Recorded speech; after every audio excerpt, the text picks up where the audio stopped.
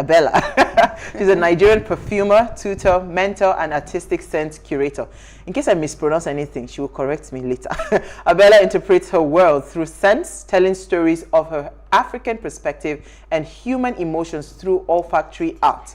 She is the visionary behind the Abella Center for Olfactory Art in Lagos, the first of its kind olfactory art center in Nigeria and arguably, I got it right, sub-Saharan Africa. Wow. Abella went against traditional norms to follow her heart and nose, yes, because we need the nose for the scent, for more creative pursuits to envision the Abella scent. She is also the creative inspiration behind the Abella by Scents of Africa brand and teaches her passion for art through the Abella Fragrance Academy. And it was not an easy something, but we brought her to the studio.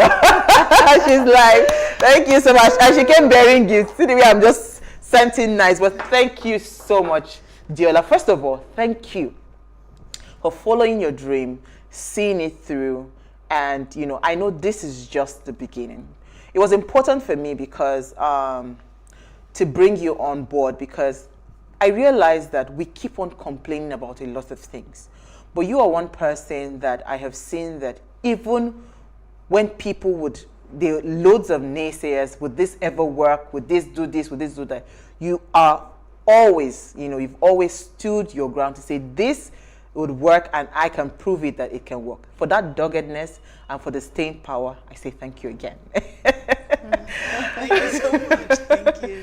So tell us, because the last time we had you, we were just talking about challenges of small businesses. That time, this academy that we've been flashing for you has been in the pipeline, and today is a success. It's officially launched, and we're so happy to be the first hosting you after the launch. Yes, others will call you now, we know, but at least it was here first on Ways. Tell us, how has this journey been, you know, launching this, and how do you truly feel on your inside whenever you walk into this academy, knowing that lives will be transformed in this place?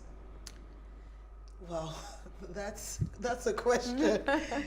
Well, the journey has been quite rewarding, but if I say that it's been easy, I would be telling a big lie. Yeah. So it's had its challenges, and we've surmounted it, being dogged, like you said, especially in Nigeria. But I recognize no barriers. And I think that's the attitude that we all must carry. Yeah. When you don't see stumbling blocks, if there's a block before you, you must find a way to get out of the way. It's just that simple. And that's the simple part. But one of the things that I think that I would love to share is the power of passion. And nothing beats it. Passion, when you see a vision that is on fire, that is packed and powered by passion, it can go to lengths. There's nothing that is going to stop it. And I think that is really what we all need to embrace as we try to get on to any point of passion that we have. I think that's just as simple as it gets. Awesome. Awesome. You know, so if we're talking about vocational school, because this your school, you know, resemble where they go, they learn how to grind pepper. Yeah. You know, so because again, so this is why I brought you on the show. A lot of times when we say empowerment, when I see government doing empowerment, what I see is grinding machines. Right. I see keke napep. Right. I see sewing machines. Right. And I see all those kinds of things. And I've always said that we have to do it differently. We have to do it better. We can always get it better if we want to. This is supposed to be a vocational school. Why was it so important, you know, the look? Because this would easily pass, like if I close my eyes and you threw me in there, it was like I was somewhere abroad. It was not like, you know, because your typical idea of a vocational school in Nigeria, that it has to look in a certain way. And, you know, a lot of things are done haphazardly, shabbily, and with so much mediocre attached to it. And that's why you do not see a lot of people trying to say, you know what, let me keep this 9 to 5 and go and learn a skill. Because it is not attractive, right? So how Why did you think about doing this to this kind of standards? Because I know it's not small money that's entered that place. It's interesting that you say that, because I'll take it from two perspectives. One, when you say that a lot of the vocational initiatives that have been thrown in have been, let me use the word substandard, and I say that with every caution, or it feels like it doesn't carry some high-end standard, as it were. But I think it has to do with the reflection of the people that we're also trying to reach out to. And ironically, those are the kind of vocations that we have found very prominent within our own country. And there's a gap. And that gap is for the people who I will call the professional gap people. They're people in professions, they have careers. Many people went to school. Many of people are studying courses that they never intended to study when they were in school. They had different passions, but because they've been driven to have or run courses that they feel, I will make money when I'm done. They never really run after their passion. So there are those people who have those, they're in that gap season. Yeah. You have people who are taking on jobs that they have no desire to keep on having those jobs. So I've met different people on this journey, and we found even bankers who say, I would rather be a creative than be a banker, right? And you wonder, so why are they, in banking? I've had someone who was studying to be an engineer and pulled out of school and said, no, I'm not interested in it, I want to be an artist, and went into the artistry. And so the problem has been from the beginning. And there's a gap with these guys, and nobody's filling that gap. There are many people that are in jobs that they hate. You don't have to wake up in the morning and keep on going to a job that you do not like. It's important to follow after what your passion is. And that's why I started off with the concept of passion. And I remember I mentioned to you before the show the importance of having the right people in your circle. The people who will keep on pushing you or supporting you and being a backbone for you when you're following through with your passion. Those are very important things. Yeah. So why did I do this? I, for one, had been into a career. I've been, for the most part, a brand strategy development person. I've been in the advertising, brand communications for the most part of 15 years. And that's a long time, yeah? And when it comes to strategy, it almost comes so easy for me. But at a point, I then said, there's just more to me than this. And I've pretty much been creative from as wee high. And I still wonder why it isn't that I didn't go after the creative path. But I also feel that it had a lot to do with the culture. What should we be chasing after? What were the most important things? Profession-wise, yes. We want to be doctors, we want to be lawyers, we want to be accountants, because we've been ingrained in our mindset to think that these professions or these careers are the ultimate, they're the all and be all. But there's more. And I'm glad, because the music industry is making us see differently, that even music has its benefits. Football has its benefits. Just follow after the passion. So here I was shifting into a more creative path. And then I had issues in terms of, okay, now I need to do this. I don't know where to go to. So if I had to learn, I'd probably have to travel out of the country. There were no formal qualitative institutions to learn what I wanted to learn. So the first hurdle that I needed to cross was having to learn. Now, was I ready to travel at that point in time? No, I wasn't. So I had to learn myself. It took me years of failing, starting. And using us as guinea pigs. And using you guys as the guinea pigs. But importantly is that I'm one that I would say is blessed, because I come from a research background. So being curious about things comes second nature. But not everybody's like this, right? So it became a problem for people coming afterwards to learn. And I just thought to myself, I'm not sure that people need to go through this kind of burden just because they want to learn how to make a candle. How to make a candle for it. But it's not just, you see, most people think that it's just making a candle and just pouring the wax. It's a lot. When you come into one of the classes that we have, you know it's actually serious business because there's a lot of maths that goes into it. So these are the fundamental foundations that proper education will give. And then we can then transition people into the vocational education. So it has to be deliberate. You know, I've always said something about us making sure things are deliberate. So our actions need to be very deliberate. Okay. We are coming back. Just stay with us. Right back.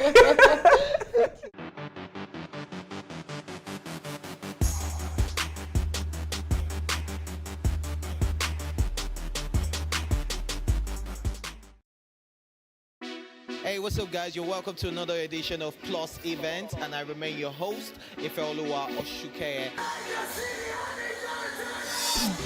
Your absence isn't an excuse anymore, as Plus Event is all you need, as we bring you the glitz, the glamour, and loads of fun. Oh, definitely. Like, no question. He's a living legend.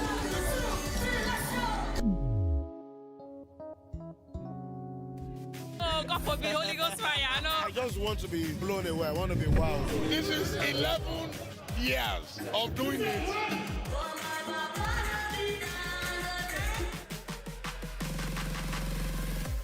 I'm surrounded by so much positivity. No, it's okay. Yo, what's up, my people? It's your boy Starboy Terry. You're watching Plus Event on Plus TV. Stay glued to Plus TV Africa every Saturday and Sunday, 4:30 p.m. West African time.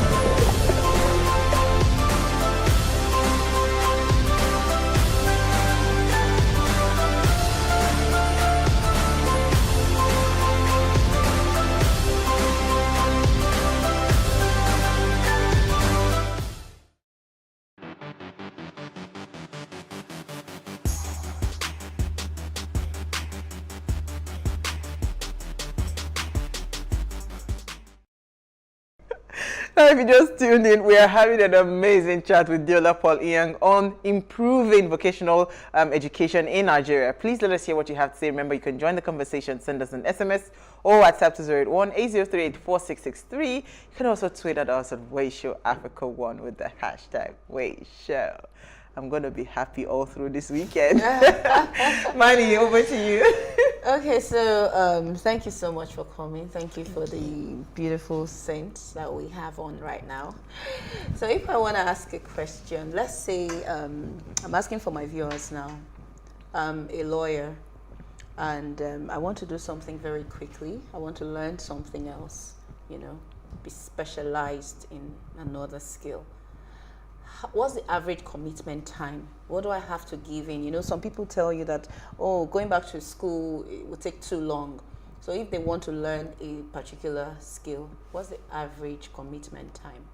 So I would not answer that question as a given time because it's really up to the individual. Yeah. But anything that is worth doing is worth investing. I was going to in say Della was the wrong person to ask that question. Yeah, no, you know why? Because Absolutely. now we are in this era where they're talking about multiple streams of income. Yeah. So somebody already has a job and they're not looking to live in their jobs. They're just looking to be specialized in something And else. adding something else. Adding, you know. So let me explain that craft is not something that you can say, I want to put 1 hour, and that craft is something that you need to invest your time in. Now, investing your time in doesn't mean that you need to take time off work. Okay. When you are passionate about something, it just oozes out of you. You don't, it's not something that you have to say, I want to put 2 hours and then I'm putting here. You realize that there are things that you enjoy doing. Cooking, for instance. You know you cook whether or not you have a job to do or you don't have a job to do. Whether you're going to work in the morning or you're not going to work in the morning, you're cooking. It depends. You hire a nanny. That's if you absolutely hate cooking. Yeah. But if you do love cooking, people don't necessarily have to quit their jobs because they learn cooking. They just find clever ways of being creative with cooking. And there's some people's homes that we enjoy going to a lot because of their food. True. Is that their full-time work? No. But it has become a craft. It's become something that they've enjoyed. I still come back to the same point. Passion. When you love doing something, just keep on doing it. Keep on doing it. You will realize how much time you've invested in it without even realizing that you've invested time. So let me come back to the official question that you're asking, which is how much time should I put aside if I want to get into a vocational? Now, the first step is always taking the time to take courses. So we offer short courses. Yeah. So we've had a candle making masterclass that has been ongoing since 2016. Right up until now, we've churned out over 150 students that have passed through the class. And it's interesting that during the season that they're in class, maybe 3 days, they're involved in it. Like, they are so involved in the process. The last class that we had students even say they didn't know when the time passed from 9 to 5. They didn't know. And that's what happens when you're enjoying something. So I don't want people to think that there's a certain amount of time that you want to put in it. Just enjoy whatever it is that you want to do and just keep on doing it every time you have. So Diola, you know, what you have churned out is for the people that are like me. I want to be smelling heavenly every day.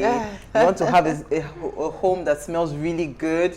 You know, your room fragrances, your scented candles and everything. But there are other kinds of vocation. Right? Absolutely. Or vocational institution. Where do you think, because I'm telling you, I can bet you for free, anybody that is interested in what you do, which is sense and the craft and all of that, would definitely pick you as number one. They will not even go somewhere else. Right? But how can we get more? Where do you think the government is failing, or how can we start to get more people?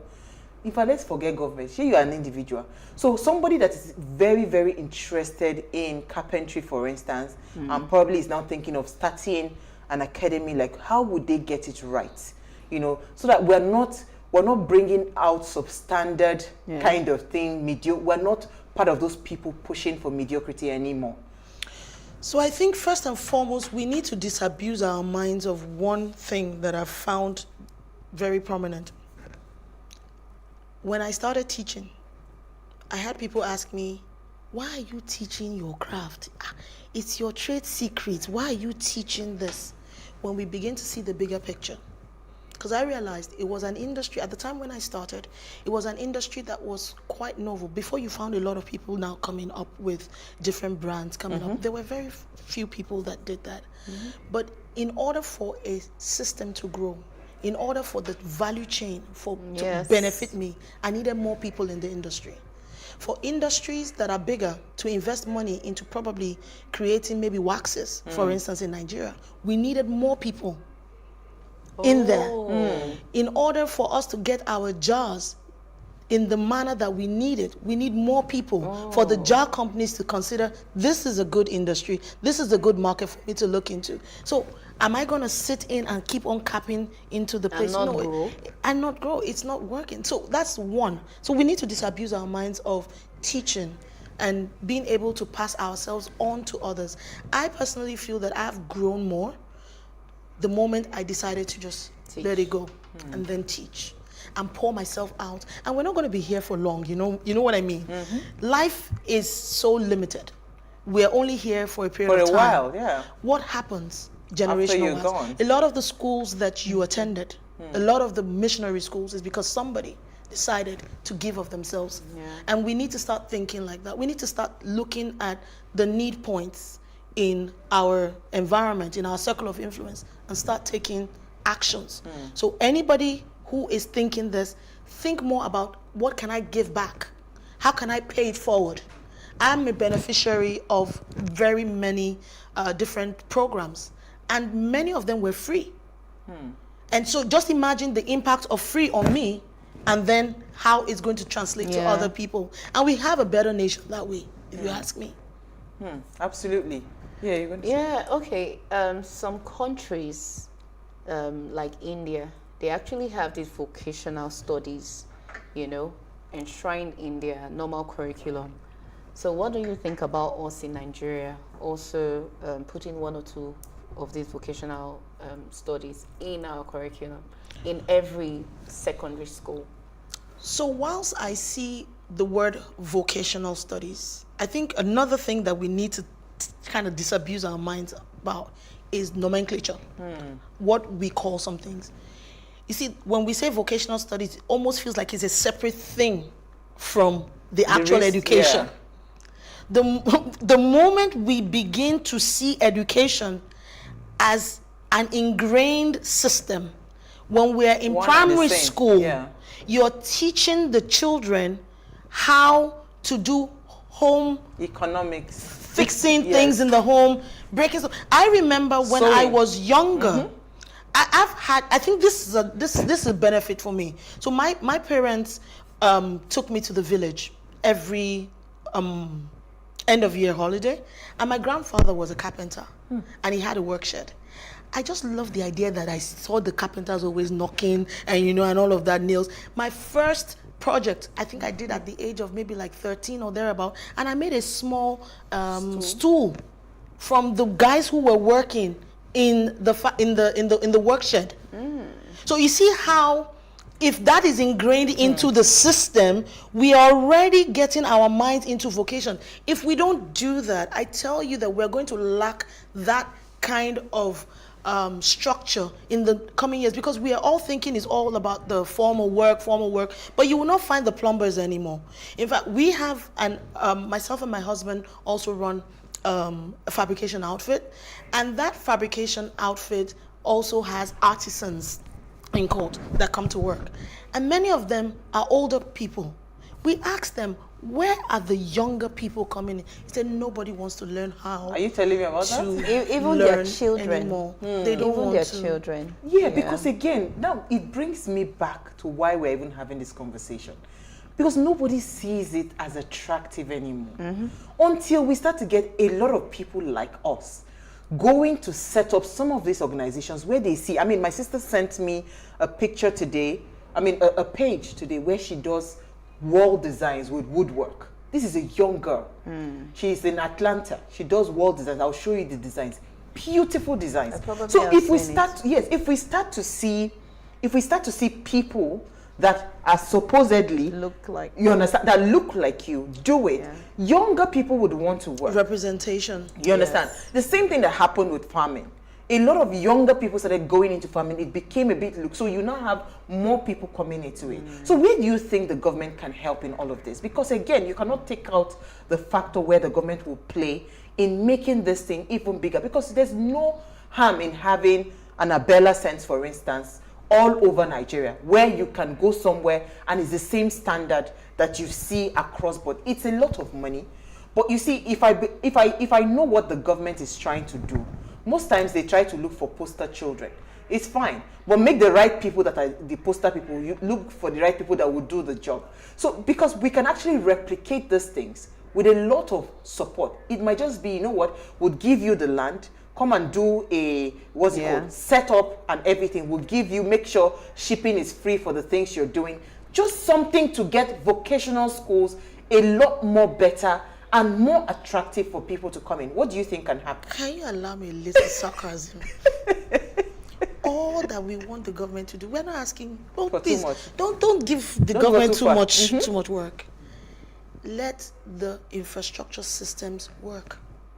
Simple. Just see, when the systems are working, when power is not a problem, and I don't have to think about those, what we call non-issues. Non-issues have become big issues. When I don't have to think about those non-issues, I'm free to become the best of myself to push and let the people in the private sector do the thinking. I don't know whether you get my point. Yeah. Because we've done the thinking without so much help. But then, whilst I say that there's not so much help, we've also had help. Because I look at institutions like the Lagos State Employment Trust Fund, I was going to come which there. I am a beneficiary, and I'm proud to say it, because I look at the fact that they looked out. It might have been so small, right? But they put something in, and we laid a foundation on With it. it, yeah. What I'm going to ask, whilst there's the government role, the individuals also play a major role. When you are given even a tiny bit of an opportunity, what do you do with it? So whilst we want to blame government and all of that, we all have a role To play. in this. Now, I want to take you on the attraction part of things. It's interesting. This discussion is going to be a bit awry in that there was a time I remember I was having a conversation with some people, and they were saying unskilled workers. And I was like, who are the unskilled workers? The artisans were the unskilled. I said, they are more skilled than you. Absolutely. Because you can't do the things that they do. So first and foremost, we also, again, a lot of disabusing is required. Why do we keep on degrading, downgrading a work? I'm an artisan and I'm proud. The only difference probably is because I have a foundation, an educational foundation. So why don't we give... That is a very big difference, my dear. The education foundation. Yes. So you can't say that the only difference. That's a massive but the thing difference. is this. That is what we need. The foundation. If primary is the foundation, let it be excellent. That is Money. it. I don't have to go to the university if I know that I am going to end up being a candle maker. I don't have to go to the university, but you know That's what? the point. Let the secondary school or the primary school education, wherever I stop, let it be top notch. That's exactly why I asked her about how the schools were going to include these vocational studies. I know what you people said about home economics. We just learned how to thread a needle. We didn't even learn how to No, they sew. taught me different stitches. They didn't teach me all those things. They just know how to thread a needle, how to use a timbo and all those things. We didn't do the real sewing, and it was one of those courses. but I did. Okay, The school that I attended, I did. I had home economics. I also had typing. In fact, I think this was the federal government colleges of those days. So things have actually the problem changed. is we need to go back into the curriculum and check, and not take things that are borrowed, right? But we need to look at things that are working for us. I often will say, and I think this is not the first time I've mentioned it, it all starts from our educational curriculum and our system. I think so. I agree with you. I agree. Are we teaching entrepreneurship from primary school? Yes. I agree. Back in the day when we were in Brownies, is it the Girls Guide and the Brownies? Yeah. Now it's even sounding strange. It's almost sounding They like don't know anything about it. You know, when I'm even saying Brownies now, it's sounding like it was one American school that you've probably, but it was a Nigerian school. And I remember that we will probably sell things like maybe cupcakes or some little things. To raise funds. Just to raise funds. Yes, to Yeah. raise funds. We understood the power of how to trade in order to raise funds for stuff. That's where we need to go back. Education, the degradation that we are seeing in education is what is a direct translation to what we're seeing today in our world. So we need to You go know, back. let's take some comments. Let me take the discussion of improving vocational institutions in Nigeria is vital because it will go a long way of correcting so many quacks of half-trained people all over posing as professionals while they are not. With improving vocational institution in Nigeria, it will help improve our country like other good countries of the world. In the United States, for instance, you cannot be seen as a barber, a plumber, a mechanic, or a carpenter without you being licensed. You see the thing? Yeah. So for that area, you will be given license to show you are qualified to do what you are doing, and the license will be renewed periodically. Do you get? So that's standardization, because it's the same issues that polytechnics are having. Meanwhile, polytechnics are supposed to be the problem solvers. The graduates of polytechnic, technical schools are supposed to be the ones building the roads, doing all of those things. University is just head knowledge. So imagine if we start to put the value where it belongs. That we are saying there is a vocational school where you go and learn electrical wiring of a house. You come out, you're certified. If anything happens, Jola, they can take back your license. Right? The government can revoke your license if something goes wrong with your profession. So you will take it seriously. You will not be that electrician or the plumber that will do a shabby work. That's right. Why they talked about the periodic renewal. I like yes. That So if we can get that, and again, of course, there's no harm in making the environment as decent as what we have been showing you since. But let's take your comments. By the way, you're fired today. You are an advocate for this vocational thing. I'm going to give them your name. Good evening, my dear beautiful sisters. So what are you saying? Hashtag ways concerning the idea of improving vocational institutions in Nigeria. We really need to focus more on it. Some people end up not facing and pursuing their dreams because they are forced to do things that is against their wishes and desires. So according to our guest, my dear beautiful sister Deola, people should be allowed to pursue their own dreams. If not, you cannot see the best in them. There should not be pressure on them against their wish and dreams. I have an observation. If the comments or fans are important, then it should be put into consideration. Without the comments on the show is not complete. Yesterday, the show ended without comments being taken. Oh, sorry. Let your guests come to the show on time so that they don't eat into the time that you used to take comments. But we want to also beg you. Daniel, I know we couldn't take, guess what? We couldn't take any comment yesterday because we were like at the nick of time. I'm sorry. We want to also beg you, Daniel. Your comments are pretty long. So you will need to try to shrink your comments so that it's easier to just mouth it. But if you had the final word on vocational institutions in Nigeria, what would you say? You've just started one, so we are hoping more will come. We should have more. People should just give of themselves to give back. Absolutely. Right. And yes, the government, this is where the government should have platforms or plans that actually encourage more people to set up more centers like this. Okay, sorry, let me quickly add to what you just said. While what you said makes sense, the government, if they come out and just take care of infrastructure, then it's the road is set to go. I also think that banks, because most people actually want to make investment, they don't know where to invest, so they just keep their monies in the bank, government bonds and everything. If the banks can also organize seminars, conferences that will teach people about owning vocational centers. So instead of keeping your money idle in the bank and just waiting for small commissions, you can actually tell them to invest in vocational centers. Absolutely. Yeah, I think that makes... We will look at that in total. But thank you, Abella. It was really, really, really tough getting you here, but finally you're here. But thank you so much. It's always a delight talking to you. We know that I'm going to visit the center very soon. I will. You're my welcome. pockets.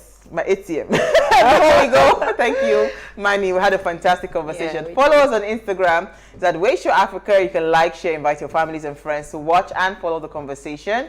If you have a passion, I'll just quickly add, if you have a passion, today is the right time to start, right? I mean, I know Jola's story, and that's why I'm super happy to be saying it. All right, like, share, invite your families and friends to watch the show. If you missed today's quote, here it is again. Not only do African students deserve excellent universities, they deserve good elementary and secondary schools too. And then to have access to ongoing vocational and job training to ensure their skills remain as relevant as possible to African organizations. We'll see you guys live on Monday as we bring another great conversation to your screen. Enjoy.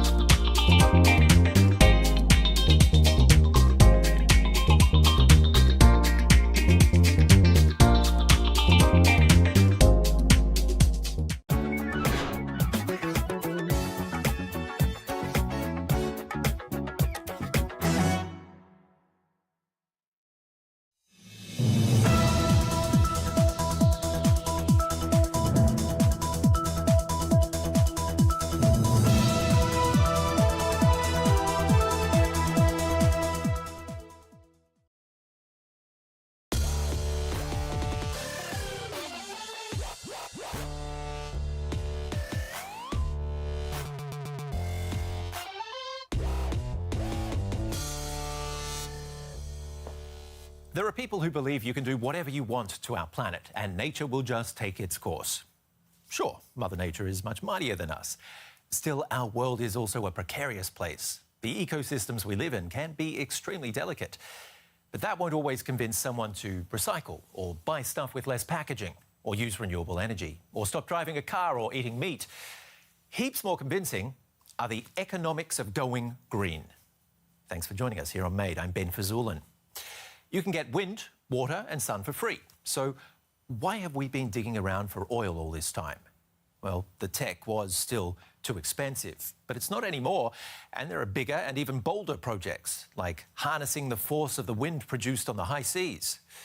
Now, even though the wind is a lot stronger there than on land, offshore parks aren't set to become the key to Germany's energy transition. Our reporter Christian Preselius wanted to find out why. For someone afraid of heights, he took this assignment to a whole new level when meeting the founder of one of Europe's biggest wind farm operators. I'm meeting Klaus Meyer, who founded the energy company WPD. One of Europe's biggest wind farm operators, WPD runs clean energy parks on land and on sea that produce a lot of power. First, I have to prove I don't have vertigo. The turbine is 80 meters tall. It's pretty windy up here. I have a question for him. Will it work? Can Germany carry out the green energy transition using only offshore wind farms? Coal and nuclear energy generate about half of Germany's electricity. That's bad for the environment.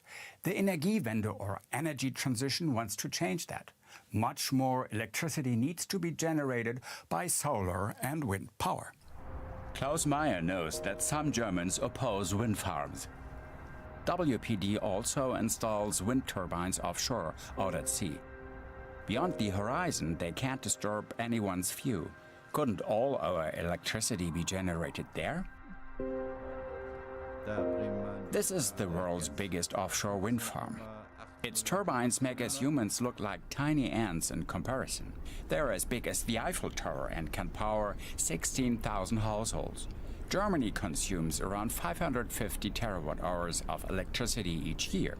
It would take more than 10,000 of these turbines to generate that much energy. So that could work. Each plant would need more than a square kilometer in space on the North Sea or the Baltic. That would mean twice as many turbines in German waters than currently allowed. It would be better for Germany to get some electricity from its neighbors. WPD installs wind turbines all over the world. What do they think? Assuming an annual consumption of 550 terawatt-hours, can all of that be generated offshore? If I install turbines across the entire North Sea and Baltic economic area, I could just about manage it. But it's not realistic. There are technological and environmental reasons not to do it. Fishing vessels generally have to keep away from offshore wind turbines because their nets can destroy the underwater cables. And there are large nature conservation areas with rare plants and wildlife in the North Sea and the Baltic, so space is limited. My initial conclusion: none of the world's major coastal countries will be able to derive all of their electricity from offshore wind parks. Let's take a look around the globe. Even a large island such as Great Britain with its long coastline would barely manage. Only small islands would be able to get all of their energy from offshore wind parks. So what's the solution? Offshore wind parks can't supply enough electricity. How could Germany meet all its energy needs with renewables?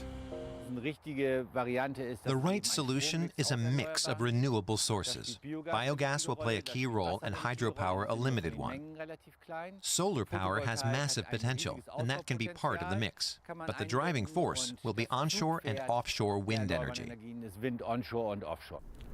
Germany already gets more than half of its electricity from renewable sources. It wants to hit almost 100% renewables by 2038. Scientists have calculated what the energy mix would look like then. At 300 terawatt-hours, onshore wind parks would deliver more energy than offshore ones. But why is it that onshore wind farms like this will deliver the most electricity? The systems that are being built today are much more powerful. With the 30,000 wind turbines we already have in Germany, we'll be able to produce 3 times as much electricity.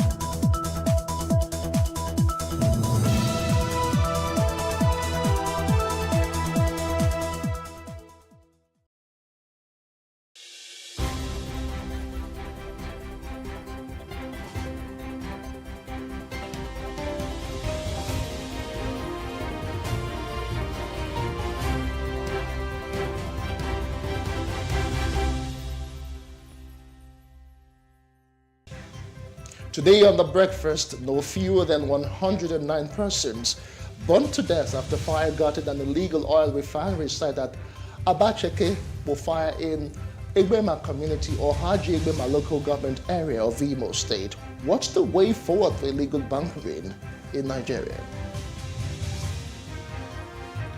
Also on The Breakfast, former presidential aide Reno Markari reveals why the People's Democratic Party might lose its chance of regaining power in the 2023 general elections. How did they wiggle out of this? And we will review the biggest stories making headlines across national dailies.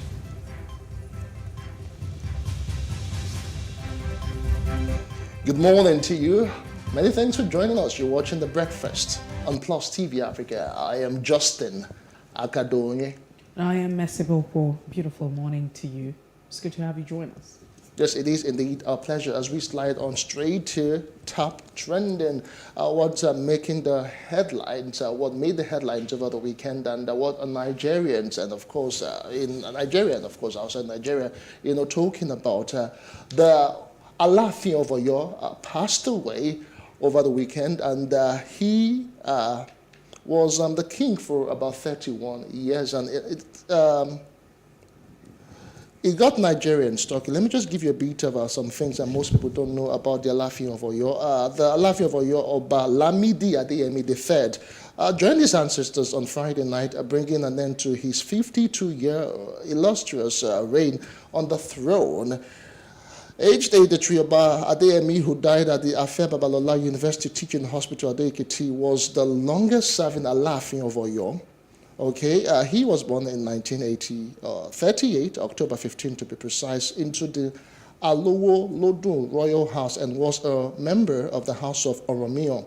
Ikubaba Yeye, whose mother, Ibironke, died when he was young, was the son of late Raji Adeniran Adeyemi, who became Alaafin in 1945. He actually became the king at the age of 31, and he has joined his assessors. Let's see.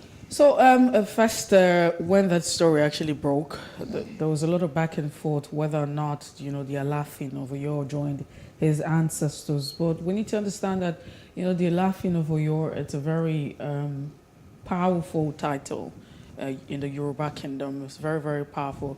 If you look at the 17th and the 18th century, you will also find that prior to this time, there was a lot of political dominance. And so moving away from that, the Alafin of Uyo, if you want to look at that particular title, is seen as the political head of the empire. He was chosen by the Oyomisi, who is supposed to, nominate the Alafin of Uyo. And it was claimed that he could only appear 3 times in public. So I really don't know how many times the former Alafin actually appeared, however. But that was actually in the pre-colonial time. So because you have the fact that the Oyo Empire existed at the time, pre-colonial era, the colonial era, and the medieval, you want to say medieval era or the present day, however you want to put it. But it's very, very powerful. It's a very prominent title at the time. Yes, it is. They were very involved in protecting the traditional Yoruba culture and protecting it, however. And at that time also, a lot of commercial activities was going on, as the forest was also a link. You had all of that. He also served as the judicial head at the time. So if you look at government now, he served as a judicial head. He also appointed a lot of persons. You could all remember the Bashu, if I'm not mistaken, if that's how it's been called.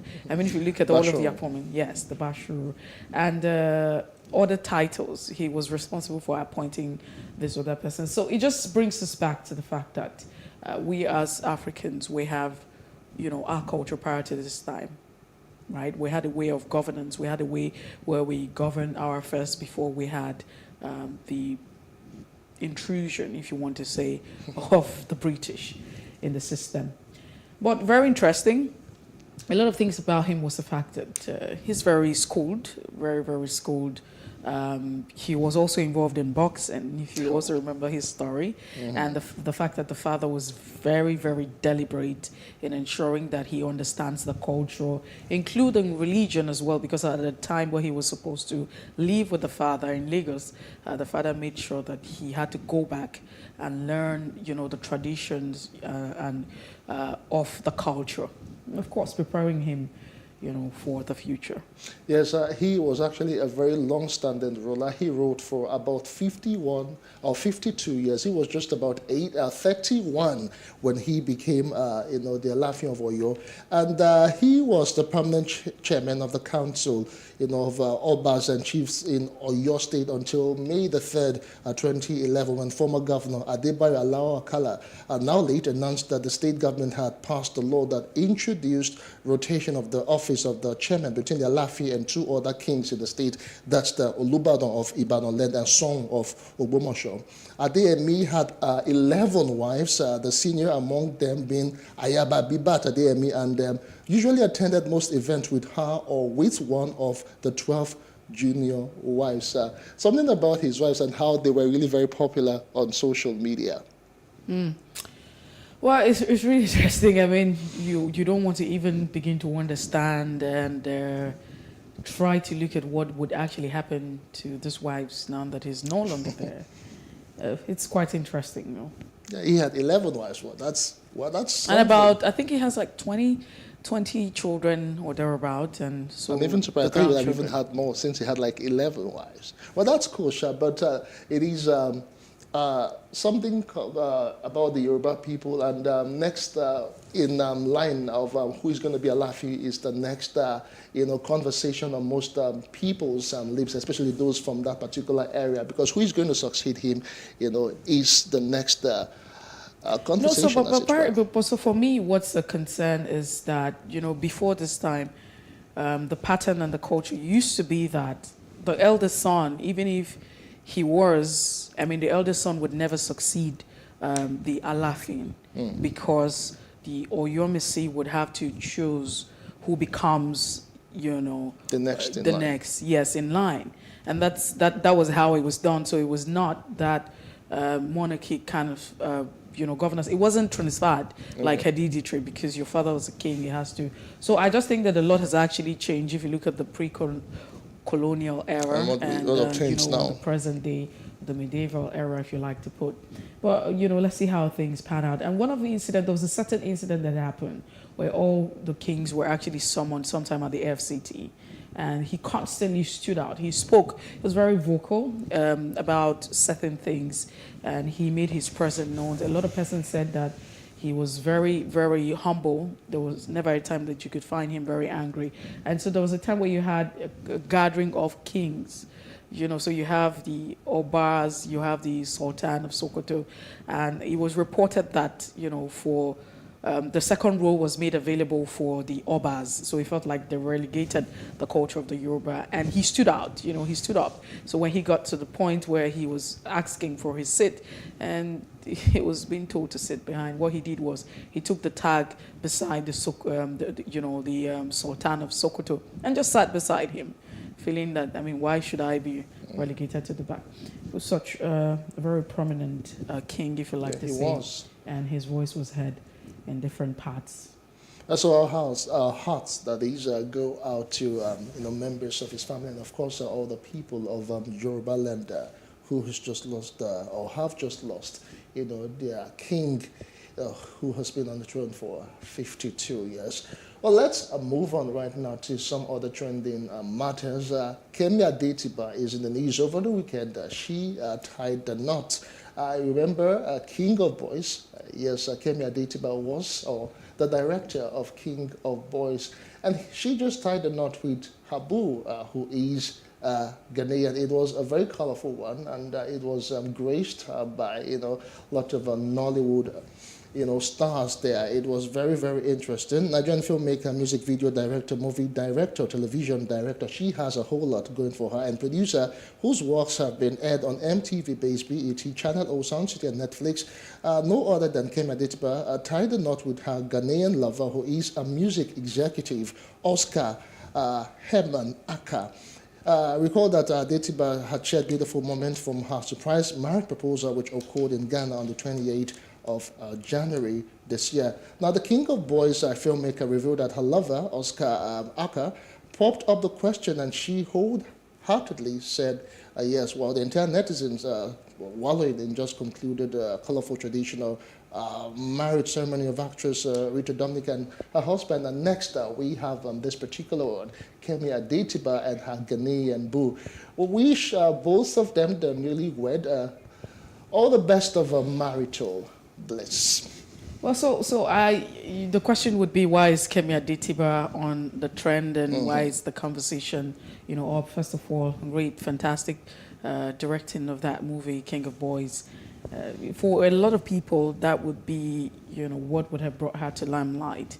And that's on the other side, because I'm sure that as much as you say she's very popular and she's very relevant, a lot of people might not really resonate up until, you have this particular one, so it's like an inclusive. But top on the chart is the fact that if you look at the age, I mean, Rita Dominic over the weekend, right? Was it over the weekend? No, Tuesday last week. Okay, so just like yesterday, I'm trying to say 46-year-old, and you also have Kemi Adetiba, who's 42, so a little bit of some similarity. Basically, that's what people are talking about.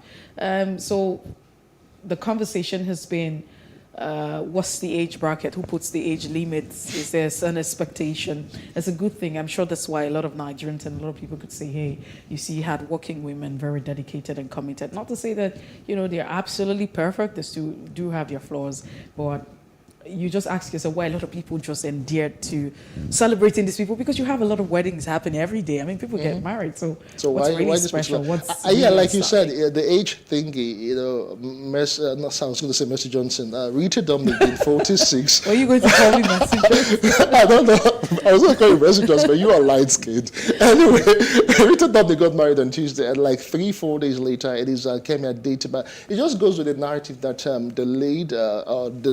the lay is not actually denial. Most people just always want to, Mercy, this is the thing for us here, Nigerians, when you're over 30, 35, they're like, she never married, or what's going on, she don't reach 40, or she could still feel born. All those nonsense, all those talk people would actually go on about women. I don't know why they do that, but the fact is that whenever you decide, even if you decide to marry, it is your business, and The fact is that so long as you get into it and you have found the love of your life and you are happy, your happiness is what counts and not exactly what any other person feels or thinks about that you are old or you're getting old and yet you've not settled down. Whose business is it? Well, it might just be the business for us because it is part of our culture. I mean, we have extolled this, we have made this a lot, and I just think that it would be okay for us not to pressure people, just allow them to be.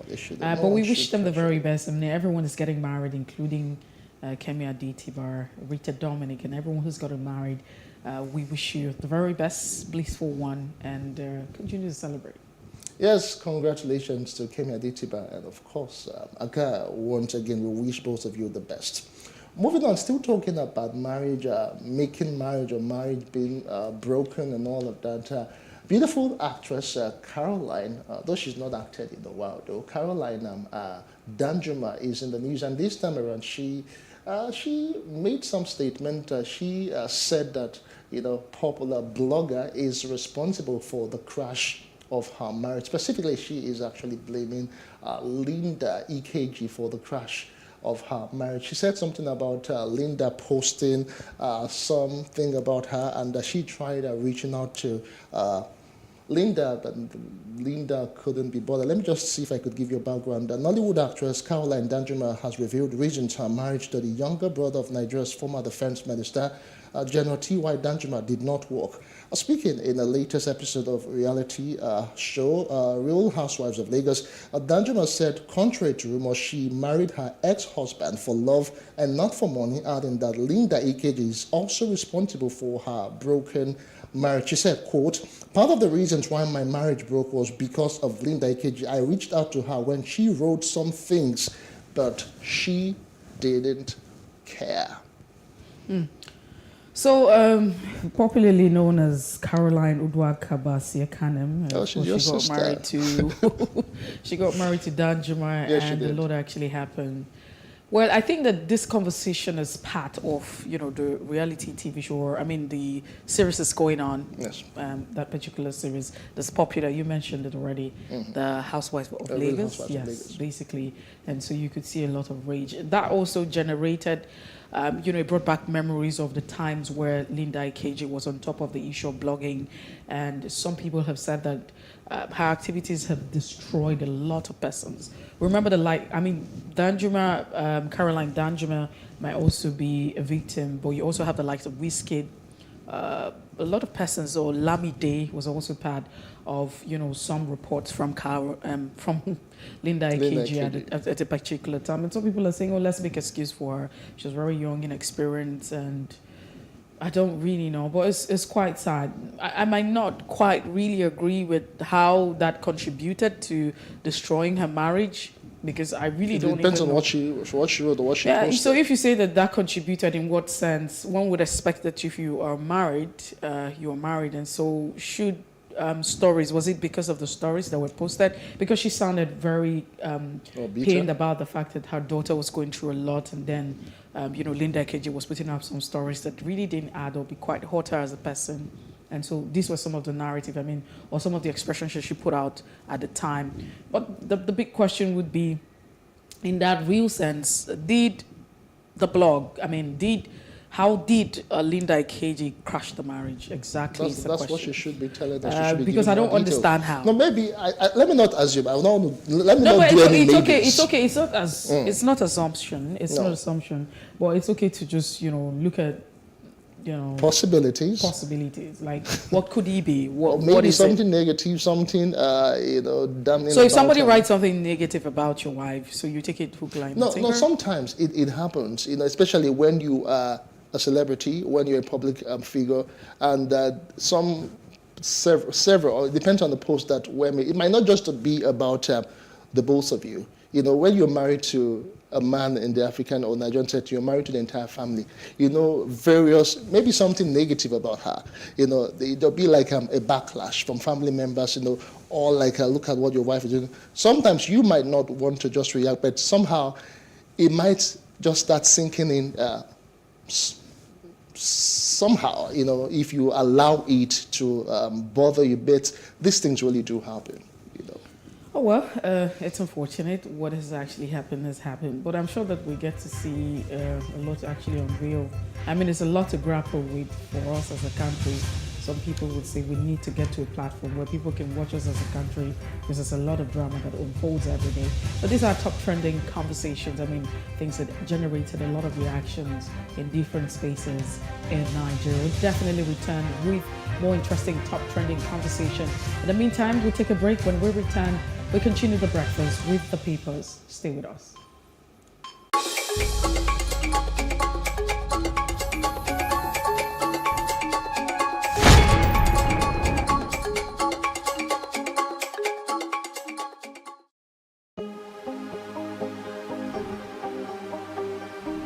This is it for upcoming artists to blow in Nigeria.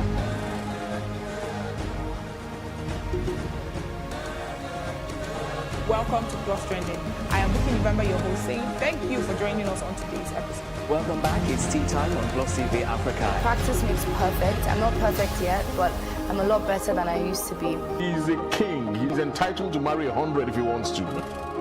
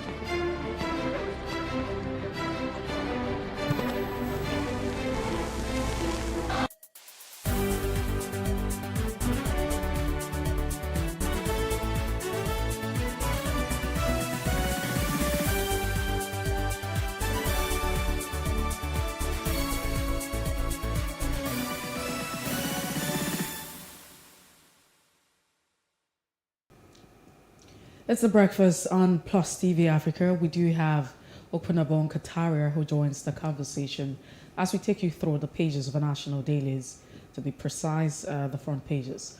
Okunabon, it's good to have you join us this morning. Good morning, Messi. Good morning, Justin. And good morning, Nigerians. But can you hear me? Yes, we can hear you loud and clear. Good morning to you. Okay. Let's take a look at the Daily Independent this morning. The banner caption says, foreign airlines blocked funds climb to $300 million.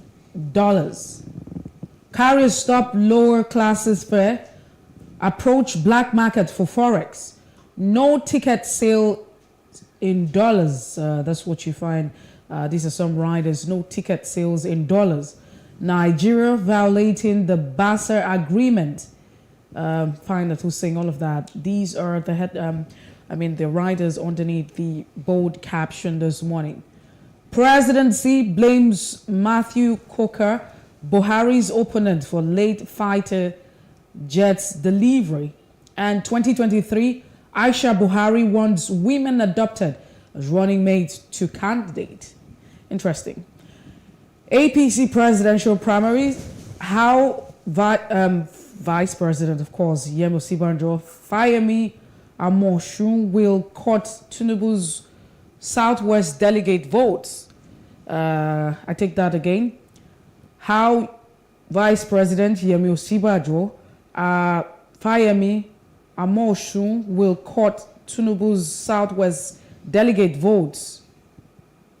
Sarah drags Buhari to court for failure to unblock 72 million phone lines. This is what you find here this morning. An Imo refinery explosion. Buhari orders clampdown on perpetrators. Nigeria needs economy fixing. That's what Peter Obi is quoted to say. PenCon approves what? Acquisition of IEL Anchor pension. Buhari paying lip service to fighting insecurity and corruption. Falana is quoted. These are the headlines on the Daily Independent. Away from the Daily Independent, we'll move on next to the Leadership newspaper this morning. And making front page, Northern PDP consensus, Ango Abdullahi on his own over Saraki Bala's choice, Baba Ahmed. Northern PDP consensus, Ango Abdullahi on his own over Saraki Bala's choice, Baba Ahmed is quoted as saying on that one. Low capitalized insurers face business restriction. More stories on the front page. Bandits kidnap Kaduna lecturer, driver, demand 100 million naira ransom. Other stories on the front page of the Leadership newspaper. Abuja Airport to introduce park and pay. All right, troops killed 25 ISWAP terrorists in Lake Chad. World Malaria Day, Nigeria seeks inclusion in vaccine rollout. Presidency knocks U.S. for always predicting Nigeria's collapse. Those are the main stories. Okay, let's see. I can get one or two more. Troops killed 25 ISWAP terrorists in Lake Chad. Those are the main stories on the Leadership newspaper this morning. Let's take a look at the Punch newspaper. Consensus plan for Jonathan unsettles APC. Tinubu or Sibajo calms, orders kick. This is what you find. Definitely you have groups calling for the former president to contest for, come back as president 2023. Jonathan's backers in dilemma over APC's past attacks on ex-president fear rejection. Aspirants looking for consensus are lazy. Nobody will impose candidate. You have Bola Ahmed Tinubu's group saying the vice president will emerge candidate supporters. So it feels like there's a clash of supporters. Supporters from different camps. You also have Yahaya Bello will beat Goodluck Ebele Jonathan. The campaign council is quoted to say. So there's a lot right here. Buhari orders arrest of Imo illegal refineries operators, and PDP orders fume over killings of 12,250 APC. Is mum in all of this. Lawan Aregbeshola orders mourn the Alafin. Bajabia Miller's chieftaincy installation suspended. Federal government records 2.23 trillion naira fiscal deficit in 3 months. This is according to reports from the Central Bank of Nigeria. And just before we move away from the Punch newspaper this morning, no Aso Rock cabal can impose president on Nigerians. Ayum is quoted to say. That means you probably have cabals. So the conversation about cabals been going on, and people would say, who are the cabals? But it's obvious that there might just be cabals in Aso Rock. ASU faults federal government's negotiation may continue strike. ASU faults federal government's negotiation and may continue the strike. Discos reject 2,495.3 megawatts in 1 week. That's what the federal government report is quoted to say. And Lagos traders protest 600 million naira lost to Ponzi scheme. Businesswoman remanded. Well, we hope Nigerians learn. Presidency accused Matthew Coker, others of blackmailing Nigeria in the U.S. Lagos Rail project will be completed in the fourth quarter of 2022. You have the governor of Lagos State quoted on that. These are the headlines on the Punch. And finally, the Nation newspaper. North elders split over PDP consensus candidate with a writer there. NEF's Unongo Ahmed Difa 3 crushed to death at Ondo police checkpoint. Foreign investments drop. All right, more stories. Alafin's unfulfilled plans. Aborted visit to Oni's palace. Chieftaincy titled for Gbajabiamila. A gift of furnished houses to wife. Above the masthead, INEC raises security red flag. 42 attacks in 14 states. Death toll rises to 130 in Imo explosion. Buhari orders operators arrest. Macron forced French president in 20 years to win re-election. Congratulations to him. Federal lawmakers abusing their offices, ICPC alleges. All right, on the red strip there, NDLEA seizes cocaine hidden in tea bags at Lagos Abuja airports. Those are the main stories on the front page of the Nation newspaper. Okunabo Kataria is on standby. I mean, he joins us this morning. It's good to have you join us once again. Yes, thank you, Messi.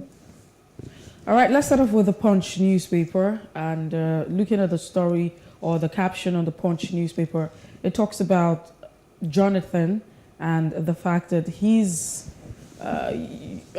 consensus plan for him unsettles several camps in the APC. This has been in the speculative, but do you think that this is actually a reality or might be a reality? Well, I can't say for now. I can't really ascertain the veracity otherwise of that story. Let's not forget that it is one story that has been trending the air for quite some time. And Goodluck Jonathan himself has been equivocal on this particular issue. And they said that even the last time some people approached him, calling on him to confess, he said he was still cogitating, he was still thinking about, and I was going to revert. This happened, I think, just last week. So I think there's a lot of pressure on Goodluck Jonathan to contest, both from the north and from the south. The north for a different reason, so that the south will compete with Kenya. And for the south, it's as if you denied our brother a second chance, so go back and contest. And this call is accentuated, more pronounced because of the bad leadership that we are having. When you compare the Jonathan's administration with that of the Buhari's administration, nobody needs to tell you that Jonathan's administration was far, much better than this present administration. So I cannot for now tell you if Jonathan is going to contest, but the fact that there is a lot of pressure on him, that is the fact, because I saw him on telly, and telling them that he was going to revert when he takes a decision on whether to contest or not. He did not outrightly say he was not going to contest, which simply means negotiations are going on. That is what I can glean from it. Because if he wasn't going to contest, he would have said, I'm not going to contest. I'm not interested. But for him to say, okay, he's going to think and get back to that, which means negotiations are going on. So the outcome of that negotiation would determine whether he was going to contest or not. I don't think he will want to go for primaries. I think that's what he's trying to avoid. He might not want to go for primaries. He might want a situation where he will just emerge as a consensus candidate, so that not as if he went for primaries, he will go for primaries and fail. Excuse me, he wants to emerge as a consensus candidate. And he probably needs more assurance from Mr. President, because Jonathan is actually going to negotiate with the president and nobody else. He actually needs more assurance from Mr. President that if he gets in there, he's definitely going to win, so that he's not going to disgrace again, as the case was in 2015. But that assurance is neither here nor there, because with what INEC has in place and with the new electoral act, the Nigerians are going to speak. And we believe that the votes shall be the reflection of the referendum. There shall be a referendum of the approval of Nigerians. That is what they say, the vote they cast will be reflected as cast. All right, Opunabo, let's just look at another angle to the whole Jonathan and consensus issue. There has been, talks and reports of the APC trying to, lure or lobby the former president, Goodluck Jonathan. How does this really meet you if you look at it, judging by the fact that he is with the opposition, PDP? On what moral ground would he have if he were to join the All Progressives Congress? Well, talking of morality, in Nigeria, in politics, do we talk of morality? We don't talk of morality in politics. It's compromise. We think more of what we are going to get. Where Nigerians are more egocentric, especially the Nigerian politicians. So you talk of morality, forget that. If he's assured of getting that ticket, and if he believes and has a conviction that he's going to win the election, even if he's going to go on YPP, he will move to YPP, he will defect to YPP. So the issue of morality does not even, Nigerians don't even bother. It's not an issue to Nigerians, especially the Nigerian politicians. So let's not even talk about morality. And I tell you, all those that might even criticize him for jumping ship, if he wins the election, we'll be the first to commend and praise him. They'll glorify him. That's the kind of politics we play. The moment if he's jumping, they'll want to condemn, criticize him, escalate him for, why you this, this is a shame. The moment he wins the election, those same persons will come and congratulate him. They'll be the first to congratulate him. They'll say, oh, you are God sent. You are the one that's called the savior of Nigeria. That is what happens. So in Nigerian politics, nobody talks of morals. Nobody talks of morals. They think of the stomach and perspective. All right, let's slide into the Nation newspaper right now. The main story for them this morning. But sorry, Justin, a quick one, Justin. Yeah, go ahead. In a civilized climate, this will not happen. Yes. All right, thank you. Let's see the Nation newspaper now. North's elders split over PDP consensus candidate. There seems to be a whole lot of talk as regards this issue of consensus candidate. And right now, the PDP and North elders, are actually splitting on this particular issue. Nevs, Unongo, and Ahmed are differing on this particular issue. What are your thoughts, Upunabo? Well, these things are expected in politics, Politics is all about interest. And so the politicians, the presidential aspirants have been going around the country campaigning. And definitely most of them will not just go around to campaign without greasing the palms of certain persons. And so certain persons are conflicted. They are already compromised. And in order to prove to the aspirant that you are working for him, you come on there to say something. Because the more you shout, the more the pocket is filled. Right now, politics is like a great train to a lot of people. In fact, to almost everybody. Let me put it that way. So now you have factions. It is normal. I'm not saying it's abnormal. You lobby. Lobbying is well allowed. It's legitimate. It's legal. You lobby. So when you lobby, of course, there are going to be divisions. If, for example, you have 10 people in a room and you have about 4 candidates, it depends on, first, your perception of the aspirants, then 2, the aspirant that will perform more. These are the 2 major factors. Not necessarily what the man will come to do. Your perception. Is this man this? Is this man like this? Can I approach you? Then number 2, you discuss with the aspirant. When you get in there, what am I going to get from you? What are my chances? Will my son be a minister or will I be a minister? Will I get this contract? There are so many variables. And these are the variables that lead to the schism, the division. And so whenever you have issues like this, it is extremely difficult for a body to come out with one voice on an issue. They'll split, especially when money is involved. They'll split. And that is what is happening right now. So it's nothing abnormal. It's quite normal. All right.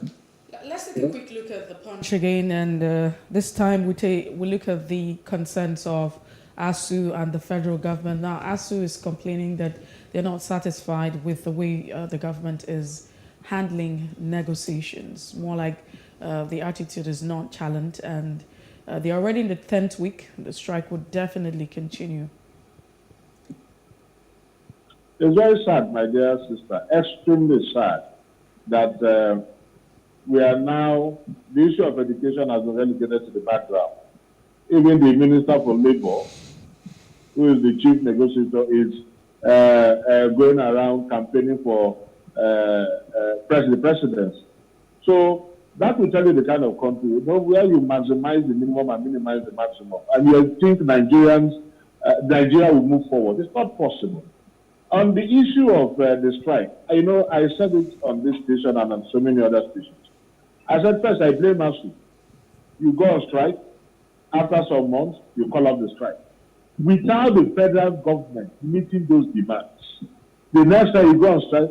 So most of us now impugn the sincerity of ASU. We see those issues raised as special reasons, as a smoke screen to feather or line their pocket. If they had allowed this thing, because right now even the federal government is more interested in politics. As for Mr. President, I don't think he even knows what is going on in this country anymore.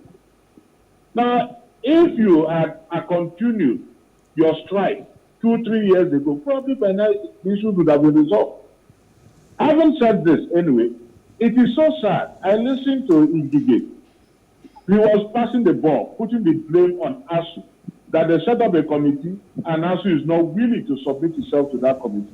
That was what he said on the sister station. So I will urge the federal government to address this ASU issue expeditiously. Because a problem is going to create, it's something that might end up consuming this nation. These are children that are out of school. They might be tempted to do certain things. And even the election we are talking about might not hold. That is the truth. On the other hand, I'm also pleading with ASU not to call off the strike. Because if they do, then they should never go on strike again. Let us resolve this issue once and for all.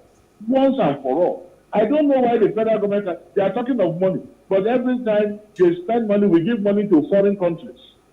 Was it Afghanistan or whatever country they give how many millions of dollars? We spend money on tourism, health tourism. We spend on frivolities. But you don't want to address the issues of lecturers because most of them don't have their kids here. It's extremely bad. Most of the graduates we have today are not even half-baked anymore. Most of them are not even baked in any form. Listen to a graduate speak, and you wonder, you marvel. Why? These are the problems. Intelligent people don't even want to go into lecturing anymore. They leave the country. There is brain drain because the reward and remunerations are not enticing. It's a complex situation. So the federal government must address these issues and expeditiously too. And ASU should not call up the strike until the issues are met. If they call up the strike, then they should never go on strike again. If they do, the students should beat them. They should beat them because they are using them to trade. All right. So ASU should not call up the strike. All right, Openable. Let's move on to other stories. Also making front page on Daily Independent newspaper this morning. There are several stories, but let's take the Serap again is dragging Buhari to court this time around over a failure to unblock 72 million phone lines. What are your thoughts as regards that one? A court case right now. Buhari is being dragged to court as it is over this SIM-NIN linkage. Well, if they say, they did this SIM registration was ideated to checkmate fraud and criminality. That's the whole essence, so that you can be tracked. So, and they gave enough room, enough time, the moratorium, and they kept extending and extending and extending. Serap is between the remit of Serap, the right, the price of Serap to go to court. Anybody can get up and go to court. It is the court that will decide whether the suit is frivolous or not, if it has merit or not. That the court will also decide that. So Serap can go to court. There is no problem with that. But I don't think, rather, Serap should plead with Nigerians to go and register. Where the government will be culpable if they make the registration process difficult. That is where the government will culpable. The government will ensure. It should just be like walking into a shop to buy something. Just like you could walk into one of these service providers to get a SIM card before now. It should be as easy as that. I don't know why it will be so difficult. You know, probably it is the difficulty in having it that Serap is questioned. Probably, I don't have details of it. But I will call on the federal government to please make sure these things are easily accessible so that Nigerians will go without wasting of time. You just walk in, get your registration, and you leave. It's as simple as that. If the federal government does not do that and the process is frustrating, a lot of people will be daunted. A lot will be daunted. You know, so, but again, I blame Nigerians. You know, I said it the last time. I said, let us learn to be proactive and law-abiding. The average Nigerian waits for the last-minute rush, which is very wrong. All these issues that they are signposting now are issues that would have been signposted long before now and addressed. The pressure they are mounting now is the pressure they would have mounted long before now and not after the deadline. Why wait for the deadline? That is my own problem. That is where I have my issues with Nigerians. But the federal government will ensure that these things are easily accessible. You don't frustrate Nigeria. No, if you want to go, my house help said she went. She's gone there 2 times. They kept telling her, come on Monday, come on Tuesday, come on Wednesday. Why? Why should that be the case? Probably it's on that ground that Serap is going to come. These things are not easily accessible. Why are you going to frustrate Nigerians? Because it has a domino effect. When you ban this line, it has a domino effect in terms of business, in terms of connection, in terms of a lot. So if these things are not available, then I'm banned. And when they are available, then you can ban. Probably that's why Serap is going to come. I don't have the details, but I believe, from extrapolation, that's why Serap is going to come. But if they unban, for now, let the federal government unban. Since the process is frustrating. Then after now, you give maybe 2 months, 3 months, and also ensure that Nigerians could just walk in, just like you walk in to get your cookies. Walk in and get registered and you walk away. So there's one ban for now. Because from what I gathered from my household, she said it was extremely difficult and they kept telling them, come next tomorrow, come the day after. And even though I queried, I said, why didn't you go before now? Why do you have to wait until they ban your lights? But the deed has been done. All right. Nigerians should, the federal government should give a grace, give us at least 1 or 2 months grace, and ensure that people will just walk in, get it done, and walk away, not to go and spend hours there. But one would rather also think that, you know, the federal government should allow this process to be a continuous process because, you know, I don't think it has to be an endless process. Every other time you have people coming into the country, I mean, you have people who are being born. It's a lot. It should be a continuous process. I agree with you, should encourage people. I completely agree with you.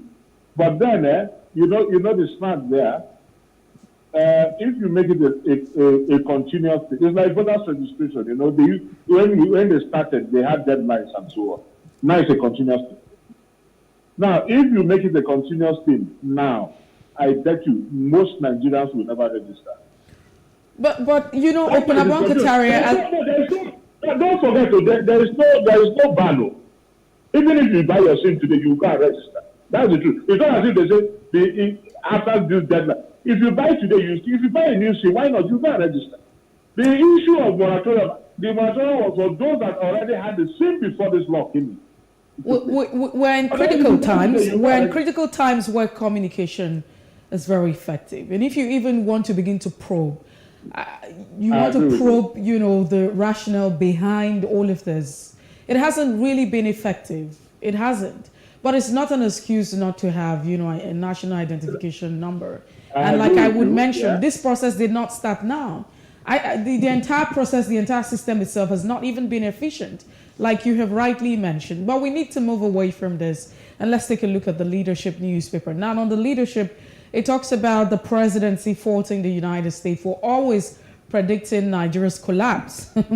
I remember in 2015 where it was predicted that Nigeria is a failed state, and it got a lot of, you know, it got the presidency reacting, it got stakeholders talking, and we have always anticipated and looked at the point where Nigeria will break away. But the presidency has faulted that and says is not very pleased with the fact that the U.S. would always fault, and predict the collapse of Nigeria. What are your thoughts?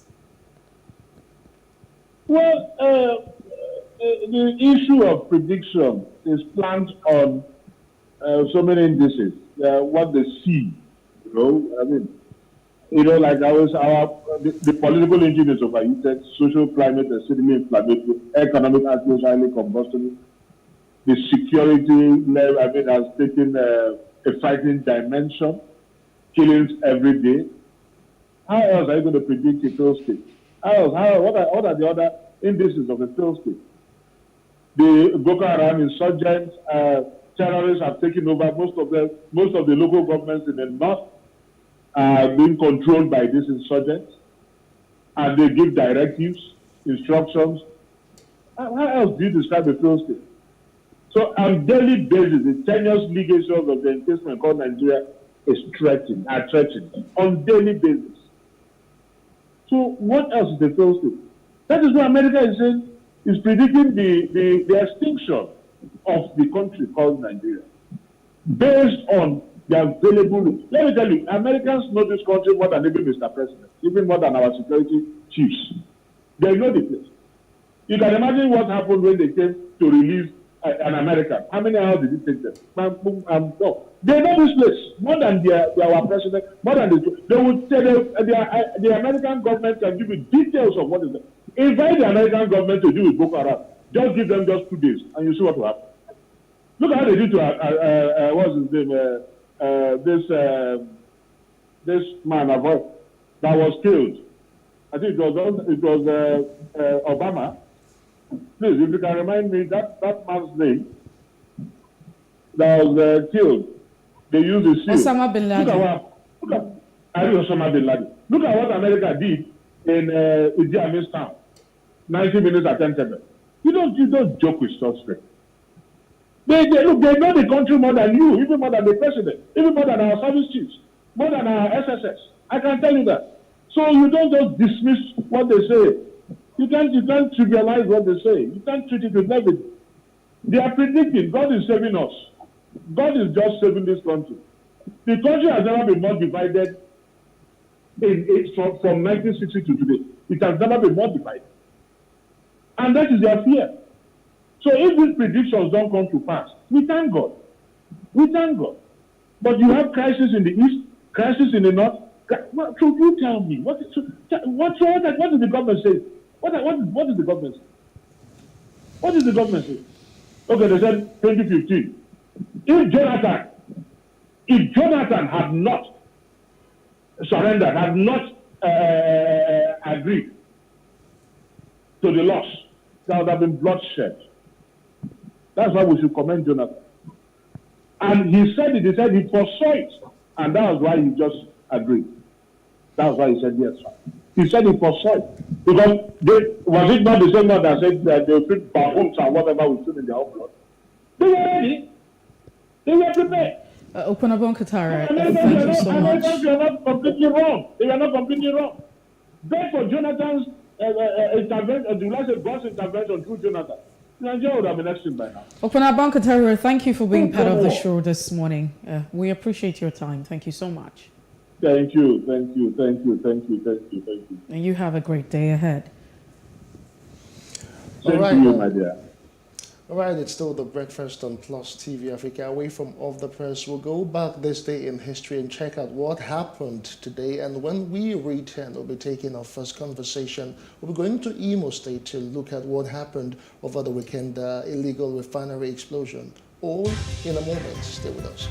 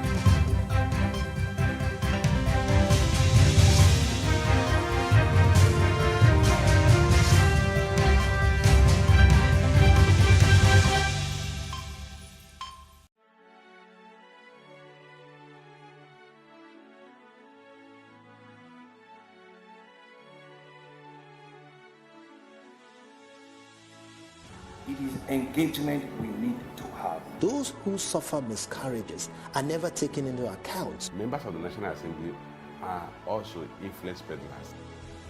You are sitting on Nigerians' money. From the Babin, I pay my rent. On the Babin, I send my children to school. A consultative engagement. No any tangible notification before they ban us. It's one thing for people to be at your back and the heat of the moment, and another thing for them to still be with you when push comes to shove. I will do everything to take Lagos out of the national grid.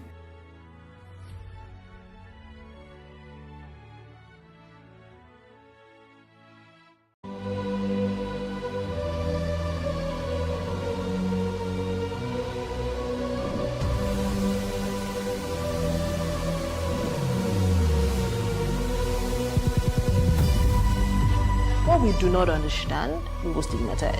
What you can see is the remaining of the tanker that exploded. The suspect equally confessed.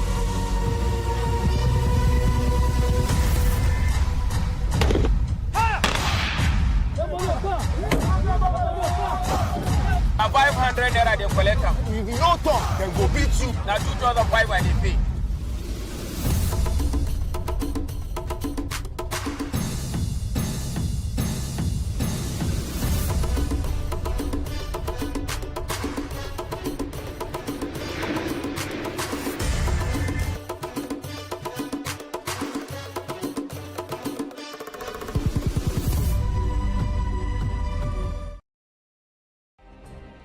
Nigeria's Niger Delta region, from where the black gold fuels Africa's largest economy, where the lines between wealth and poverty has never been thinner. Conflicts, poverty, insecurity, and environmental challenges daily confront the region.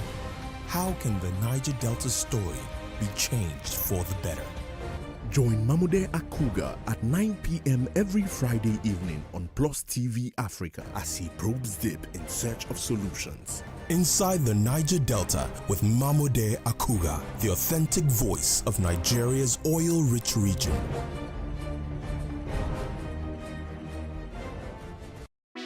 Hey, what's up, guys? You're welcome to another edition of Plus Event, and I remain your host, Ifeoluwa Oshukeye. Your absence isn't an excuse anymore, as Plus Event is all you need as we bring you the glitz, the glamour, and loads of fun. Oh, definitely. Right, no question. He's a living legend.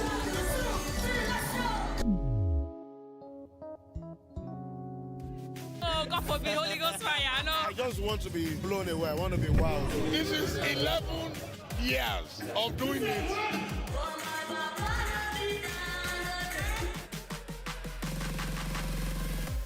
I'm surrounded by so much positivity. No, it's okay. Yo, what's up, my people? It's your boy Starboy Terry. You're watching Plus Event on Plus TV. Stay glued to Plus TV Africa every Saturday and Sunday, 4:30 p.m. West African time. Increase the reach of your events or business services. To advertise on Plus TV Africa, please call 0906 000 5719 or 0909 040 8408, or send an email to marketing@plusttvafrica.com. Plus TV Africa. Big stories live here. It's not just the parents that have to do this. We put a lot of emphasis on government, we put a lot of emphasis on schools, but the service sector is completely left out of this conversation, and it's really important because they touch the families every day.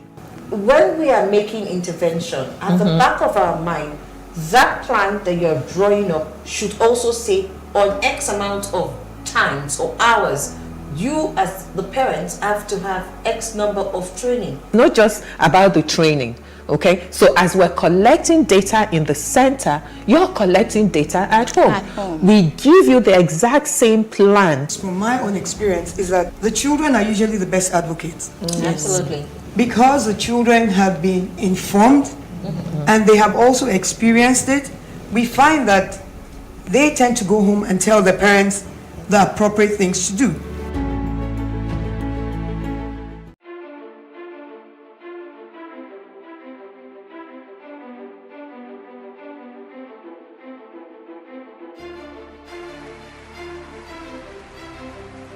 This medal has been directed to empower 1,000 persons with disabilities in each state in the next 12 months. We now start hearing the shoot of guns. Every public policy has winners and losers, and some will not be very happy with you, while others, usually the silent majority, will be quite happy.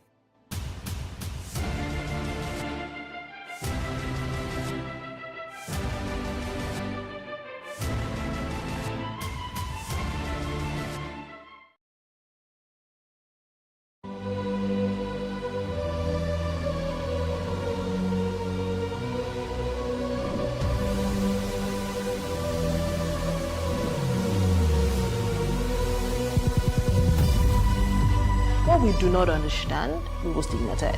What you can see is the remaining of the tanker that exploded. The suspect equally confessed.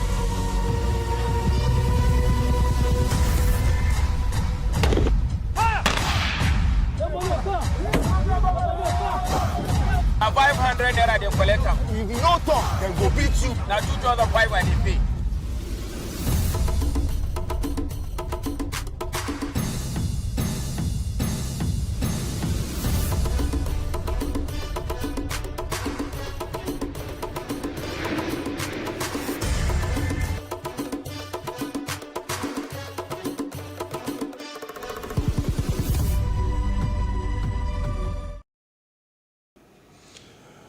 Now, no fewer than 109 persons have been burned to death after fire gutted an illegal oil refinery site at Abacheke in Ebema community in Ohaji Ebema local government area of Imo State.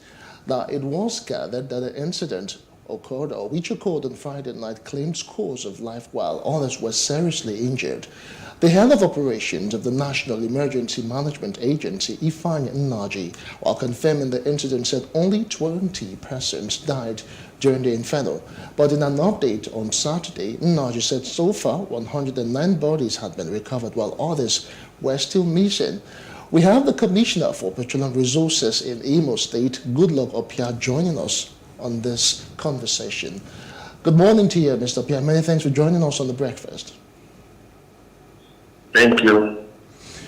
All right, it was a terrible situation over the weekend. Can you just give us an update specifically what happened and what we have at this particular time? What's going on, really?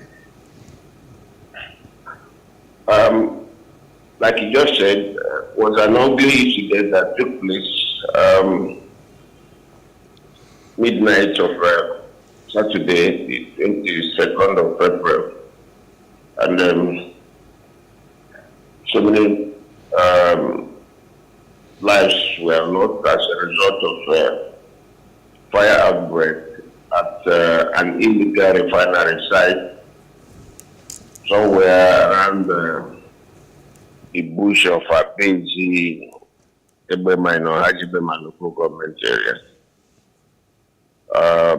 Like I said, too many lives were lost. At the moment, there is no definite figure. The number being rounded around in the realm of speculation. But the summary is that many people died, men and women. I have personally visited the sites of the incident. The Honorable Commissioner for Health and the Honorable Commissioner for Environment also visited. The NEMA officer in charge of Southeast also visited yesterday. Arrangements on ground to ensure the evacuation of the burned bodies today, and then the Ministry of Environment is taking steps to undertake the fumigation of the area. NEMA has promised to do something quickly, find succor for the affected families. So far, that is the situation. All right, let's still talk about this issue of illegal refinery, because from what you've told us, the explosion was a result of an explosion, a fire at the illegal refining site. What's the situation with this oil bunkering activities in Imo State? How far has your ministry gone on this particular issue? Because over time there have been series of explosions, not just in Imo State, but other states, in River State, and other states that we can even mention. It has been going on unabated, and over time it has resulted in people losing their lives, and people actually maimed and wounded and seriously. From what you've told us, a whole lot of people died in the inferno. But tell us specifically the activities of illegal bunkering and what your ministry has done to actually bring this down over time. Okay, thank you very much. It's a very unfortunate situation. There are so many cases of illegal bunkering by unscrupulous criminals who vandalized crude oil pipelines, siphon crude oil, sometimes for refining, and sometimes for outright sale of the crude to willing buyers. This has done so much harm to our environment, our rivers, our fishing ponds, and of course our soil. Predominantly our people are farmers and fishermen. And the exploration of oil generally, even by the oil companies themselves, is affecting the environment. So, now, the activities of the illegal refiners who use unconventional means is even worse, because bulk of the quantity of the crude which they are unable to refine goes into the soil, goes into the rivers, goes into the fishing ponds. Aquatic lives are lost, wildlife are destroyed, and of course, like I said, soil fertility is also eroded. So the people suffer.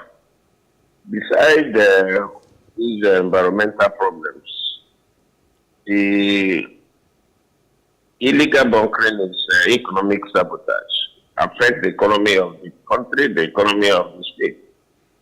And so the government, through the Ministry of Petroleum Resources, has been doing so much. We have been embarking on advocacy, trying to let the people know the negative consequences of illegal oil bunkering. We also partner with some oil companies to physically attack some of the illegal refineries. But the more you destroy the illegal refineries, the more they crop up here and there. So it's a problem. Everybody appears to be involved in this hopeless business here and there. Mr. Apia, let me just barge in here for a bit. You said that the more you try to apprehend these illegal refiners, the more they keep on with their activities. Why is that the case? They are aware. You have done a lot of advocacy, you've done a lot of sensitization to these people, and they know what the consequences are. Why do you think they would actually risk their own lives, to be involved in something that could actually kill them? Honestly, it's difficult for me to, say the reasons why people get involved in such a risky suicidal business. Some people want to say it's a result of unemployment, it's a result of poverty, hunger. But can unemployment be responsible for somebody taking up that kind of risky venture. And a crime that is well known, the consequence is heavy. So I don't even want to sympathize with anybody who gets involved in this, and because it's unemployed. Unemployment is a global issue today, the national problem. So if you think that your case is worse, and then you want to get involved in illegal bunker and get bonds, good luck, let's get to it now. Justin had asked what you're doing. I mean, you are the commissioner at this particular. I mean, looking at this, sphere of control, and it has to do with petroleum. What's your ministry doing? What are you doing? Like I said earlier, we have committees attacking the presence of these facilities in the bush. We collaborate with security agencies and oil companies, provide equipment. This is what is called swamp boogie, what they are destroyed it, and sometimes bury them, underground. But it hasn't been able to,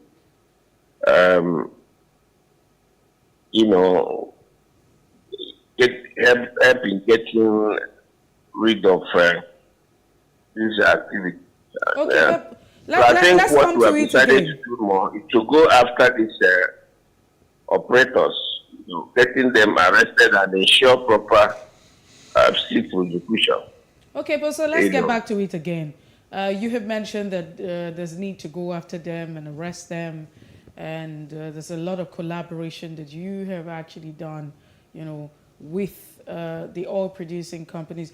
But the governor of Rivers State recently had mentioned that the reason that oil bunkering is thriving in Nigeria is because security agencies are involved. He mentioned the fact that, the army, the civil defense, everyone, we talks about the security agencies being fully involved, and that's the reason why it is so difficult, to fight this particular issue. Not also overlooking the fact that we actually earn from this. If you look at our earnings, we're a monocultural economy, or we're highly dependent on oil at the end of the day for our earnings. And so if we have people who are stealing the oil or vandalizing, and if you have all of this, it's definitely telling on our economy. So what do you make of this? Do you also think that security agencies are involved in this, and that's why the fight is so impossible? Because who do you arrest now?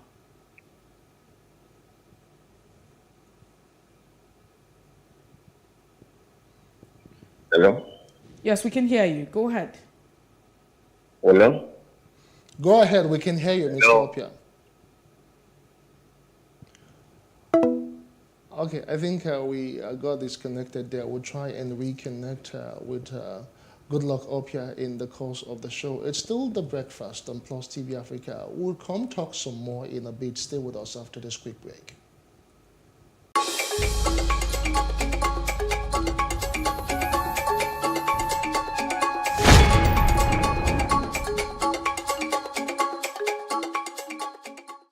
How can we have peace without justice? Plus Politics. It's not just another political conversation, it's about keeping you in the know. The relevant interviews, asking the tough questions to those that matter. Get the answers you need. Does it mean that the people who were injured, people who were shot at, those who were involved in that stampede are not going to get justice? It is unfortunate, it is sad that we have a government of deaf and dumb. Analysis from top experts. The last election was not really an election. We feel that Obasanjo has a very special place in his heart for hating Ijaw people. I think it really boils down to two things. One, trust and accountability. Plus Politics, every weeknight at 7 p.m. on Plus TV Africa.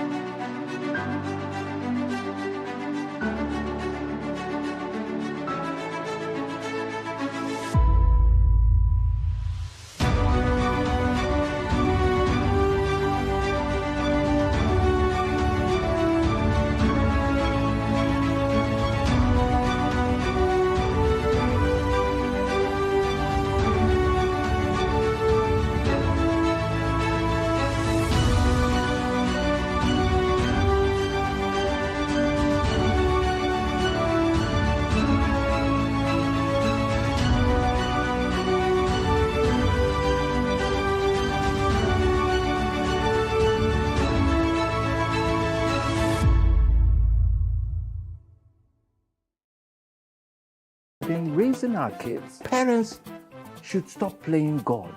The internet is actually using the people. But when you are looking for money to help other people, then it becomes easy.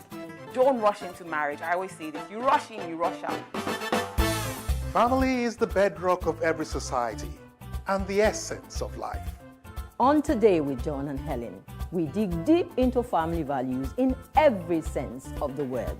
Join us every Saturday at 9:15 a.m.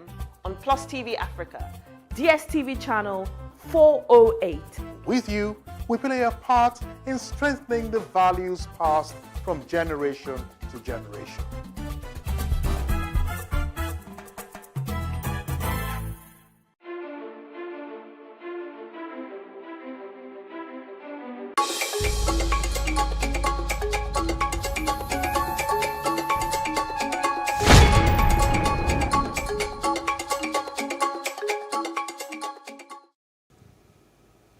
Welcome back to The Breakfast. We still have Goodluck Opia who joins the conversation, or who's been part of the conversation this morning. We're looking at the activities of oil bunkering in Nigeria, and of course, with emphasis on what happened in Imo State, where you have 100 persons lost their lives. Once again, thank you for joining us. We appreciate your time.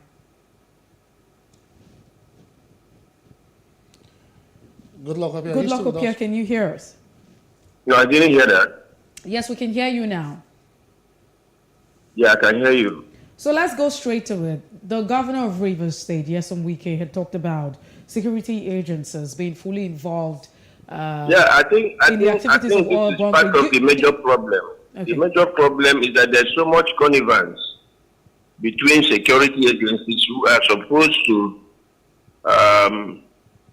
be the ones fighting against this menace. Most of them get involved, in the business, become partners in crime with the perpetrators of this heinous crime, and it's actually not helping matters. The problem. All right, Mr. Opia, can you give us maybe a bit of clarity so far in your advocacy and sensitization? How many illegal bunkering sites or refining sites have you been able to discover in the state? And specifically now for this one that happened over the weekend, what are the plans, the immediate plans for the affected community? Well, there are many of them along the oil producing areas of Ohajiboma and Oguta, along the pipelines, Shell, Hajib, and other oil companies. There are too many of them. The terrain is not quite easy. These things are done right inside the creeks and swamps and thick forests that sometimes it's very difficult to penetrate. It's just not an easy task fighting this crime. I think what happens is as time goes on, we continue to come up with new ideas based on what we also know as concerning their new strategy. There are many of these leaders, right? I just hope that what has happened will be a deterrent to some of them. And I really doubt it, because even before now, incidents like this have been happening, but not this magnitude, and not to the knowledge of many people. So I think that believe you me, it's a difficult situation. It's a menace, a major challenge on the hands of government, but I pray God will help us to overcome. All right. I also asked the extent of damage done. From visuals we could see, there were burnt cars and lands burnt, but are there villages per se affected aside from lives that were lost? were farms burnt? What's the extent of this damage to the ecosystem and of course the waterways? Come again? What's the extent of this particular inferno, the one that happened over the weekend? What's the extent of damage to the environment? We know that over 100 lives have been lost. We can see burnt cars. So what's the extent of damage? When I visited the area, I was amazed at the level of devastation. Not just by the inferno, but by the byproducts of the refining itself. I think this whole process is a complete waste on the resources of the nation. The equipment is not even capable of extracting much of the contents of the crude. So the rest they cannot extract. Is wasted in the water, in the river, the fishing pond, and of course on the soil. You go around that area, the whole soil is, poisoned, so to speak. You see the presence of crude oil everywhere. And the issue of the suit is real. As the blame goes up everywhere, you have suits, Now, it's difficult to find fish in some of those.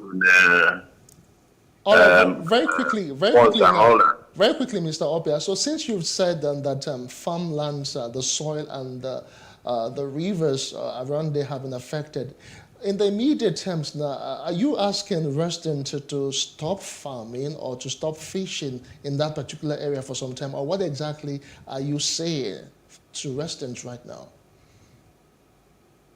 Well, in fact, in some of the ponds, there wouldn't be any need to fish because there's no fish anymore there. In some of the fishing ponds, there wouldn't be. And I think that there is need to even confirm if the fishes in the streams are even worth eating anymore. So these are the issues, these are the challenges, they are the tasks before us right now. All right, we must say a very big thank you to you. Good luck, Opia, Commissioner for Petroleum Resources in Imo State. Thank you so much for all the thoughts that you have shared on the inferno in your state that happened over the weekend. We do appreciate your time. You're welcome. Thank you for having me. It is our pleasure. It is still The Breakfast on Plus TV Africa. That's as much as we can take on this conversation. We'll take a quick break, and when we come back, we're looking at party politics. Lots of numbers talking here. The People's Democratic Party and Reno Omokri saying that they might not really stand a huge chance come 2023. We'll look at all of that in a moment. Stay with us.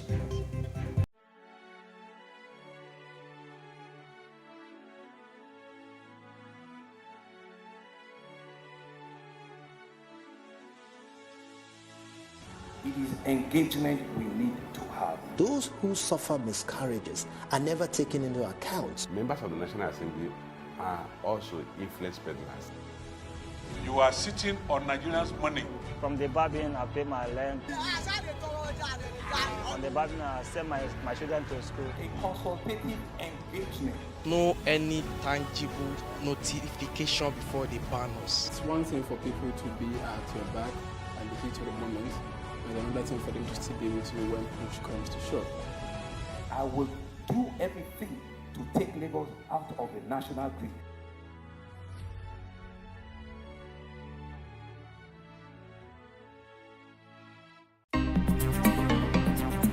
Life can be fun and rewarding, but it also comes with some risk. As in business, you win some, you lose some.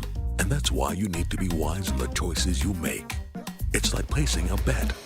Again, you need to be wise. wise in choosing an innovative platform with the highest market options and highest odds ever. That's why Winners Golden Bet, the leader in online, in-shop, virtual, and live sports betting, gives you enhanced platforms that offer you the best chances of winning. For betting on live soccer matches, live dog races, and virtual games, Winners Golden Bet is your best bet. Instant payment on winnings guaranteed. Play online or in any of our numerous shops nearest to you. Hey guys, be wise. Play on Winners Golden Bet. Winners Golden Bet, the wise choice.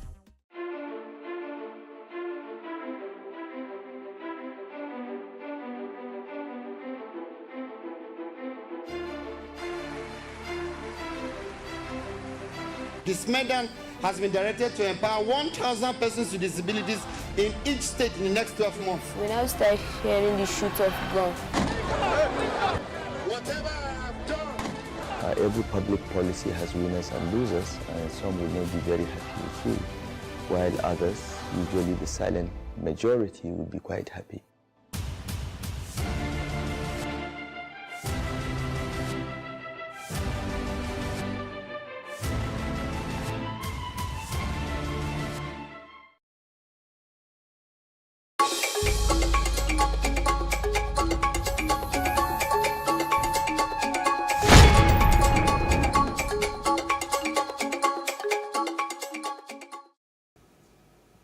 As a breakfast in PlusTvAfrica, we head straight to looking at party politics and whether or not the People's Democratic Party will clinch to power in 2023. Now, former presidential aide Reno Markari has revealed why the People's Democratic Party might lose its chance of regaining power in the 2023 general elections. According to the former aide to ex-president Goodluck Jonathan, he said that the main opposition party will lose if the All Progressive Congress zones its presidential ticket to the southwest, and the PDP zones it to a region with lower voting strength. Omokri, in a post on his Twitter account, took out time to analyze how the PDP can lose the electoral process and what it has to do to regain power in 2023. You also have the former presidential aide for the stated that the politics is a game of number and not of sentiment. We do have a public affairs analyst who joins the conversation this morning, Nick Agule. It's good to have you join us. All right, so Nick Agule, a quick one. It's good to have you join us this morning.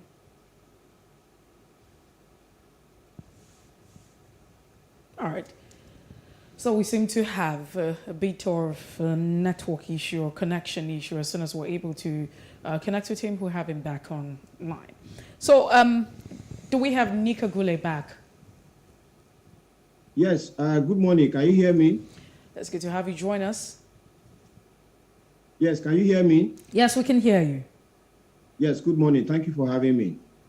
All right, so let's quickly look at the analysis of the former presidential aide. He's been very critical of President Muhammad Buhari's administration.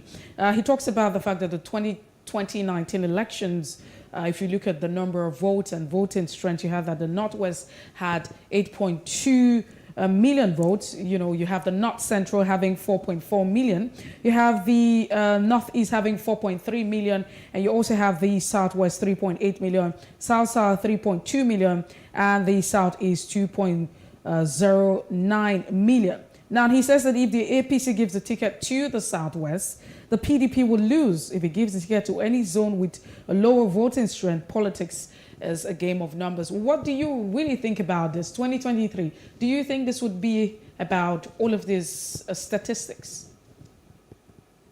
Okay, so if I interpret the message put out there by the former presidential aide, he's basically saying if the APC presents a presidential candidate from the Southwest and the PDP presents a presidential candidate from the South-South or Southeast, that the PDP will lose.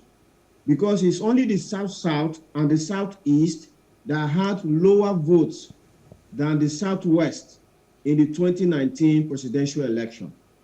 So if that is what the former presidential spokesman implies, I cannot even understand the foundation for him to make such a postulation for several reasons.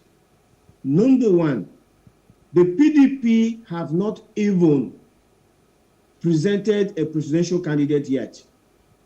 And until they present a presidential candidate, you are not going to be able to make an analysis and say definitely that they are going to lose the election. And the reason I say that is that I am a keen follower of the Nigerian political landscape.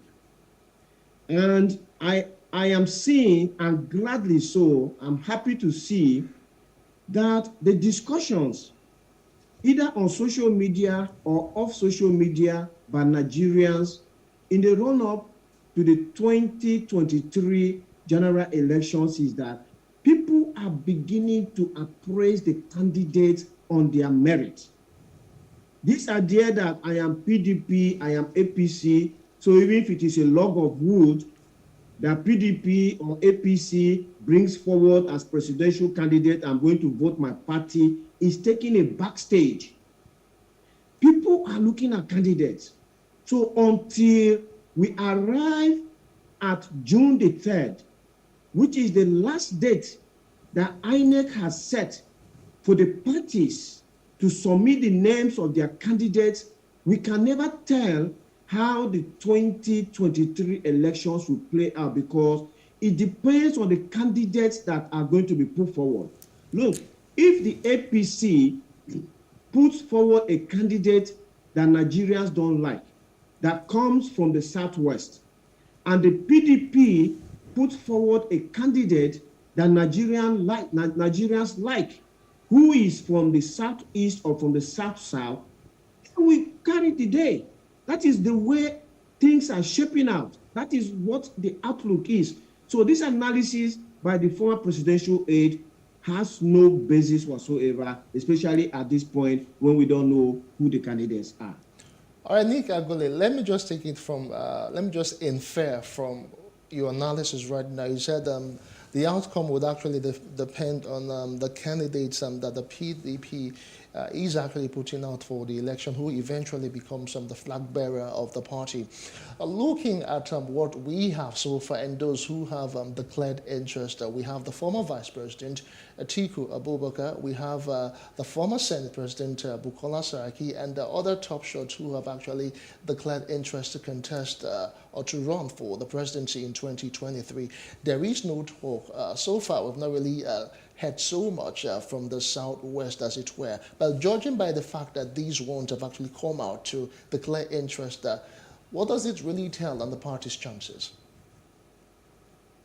Thank you very much for that question. Initially, there was talk that the PDP was going to zone their presidential ticket. But we are going to know that on Wednesday, when the party holds their National Executive Council meeting. That is the meeting that is going to review the Governor Otom's committee report for zoning. But from the analysis that you have just presented now, everything points to the fact that they are going to open the ticket, open the floor for everyone from wherever zone to vie for the presidency.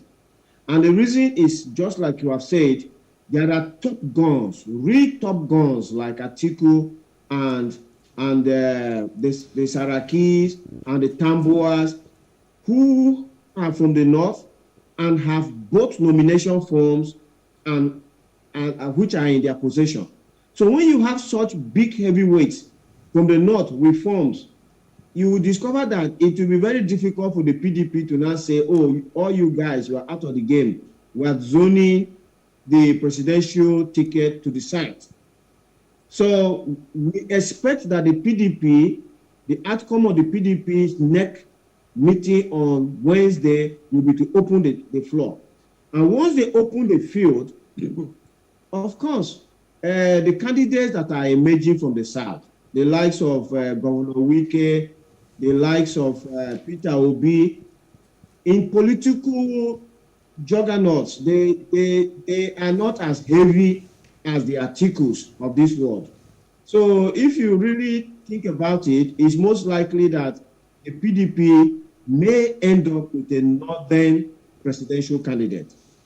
Now, if the PDP ends up with a northern presidential candidate and the APC zones their ticket to the southwest, it depends again on who the APC is going to zone their ticket to.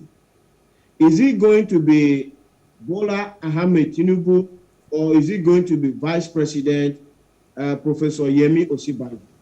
That is going to play in. But let me come back to the analysis that was made by the former presidential aide. He doesn't take other parameters into consideration. For instance, in the 2019 presidential election, the voter turnout was 35.6%. 35.6%. Nigerians, because of the issues that we have faced in the past 7 years, are becoming more and more politically aware. We also have been carrying out a lot of voter education supported by the media, including PlusTV and others, that is actually sensitizing Nigerians to come out. So there is going to be a likely increase in the voter turnout in 2023. The presidential spokesman has also not taken into consideration new voters that must have registered from 2019 to date. The presidential spokesman has also not taken into consideration the fact that the voter apathy that made people stay away from the polls is going to decrease, because we have a brand new electoral law that has got things like electronic transmission of results, which is bringing a lot of confidence into the electoral process. And that is likely going to get those who were not voting before to come forward and vote. And also the quality of candidates. A lot of people didn't come out to vote because they felt the candidates that were there was a choice between the devil and the deep blue sea. But if quality candidates come forward in 2023, this will also bring out more people to vote. And also, the former presidential aide assumes that, let's say the Northwest, the votes the Northwest cast for President Buhari, for instance, and they are going to translate the same votes and cast them for a Southwest candidate who will then defeat the PDP. But that is a political naivety, because things won't play out that the northern votes will go to the Southwest. Once the Southwest once the APC have a Southwest presidential candidate. You can have the APC have a Southwest presidential candidate, and once the PDP has a northern candidate, a lot of the northern votes will go to the PDP, because there are still a lot of voters in the north who will rather vote someone from the north than vote someone from the Southwest. So these are all the dynamics that must be taken into consideration. Therefore, you cannot just make a statement now and say once APC goes Southwest, PDP is going to lose it. Yeah, PDP will lose it, according to him, if he gives it, to another region that has lower voting strength. But some people will say that that has not been the case, because if you look at 2011, you found that, Jonathan at the time, am I correct? I have to look at that again. If you look at a particular election, Buhari did not win at that certain time, despite the fact that he came from a region that had, according to the statistics and the belief that's out there, he came from a region that had a lot of voting strength. So I want to understand all of this now. Do you think that the voting pattern, and when it comes to the period of election, it is usually about the individual competence who's involved, rather than the zone that they come from? And do you think that this would also take prominence in 2023 elections? Yes, thank you so very much. The voting pattern up to 2019 was based on majorly where the individual comes from. So if you look at President Muhammadu Buhari now, he started to contest in 2003. 2003, 2007, 2011, before he finally got elected in 2015 at his 4th attempt. In all the previous 3 failed attempts, he had a chunk of the northern votes. A chunk of the northern votes, he had them.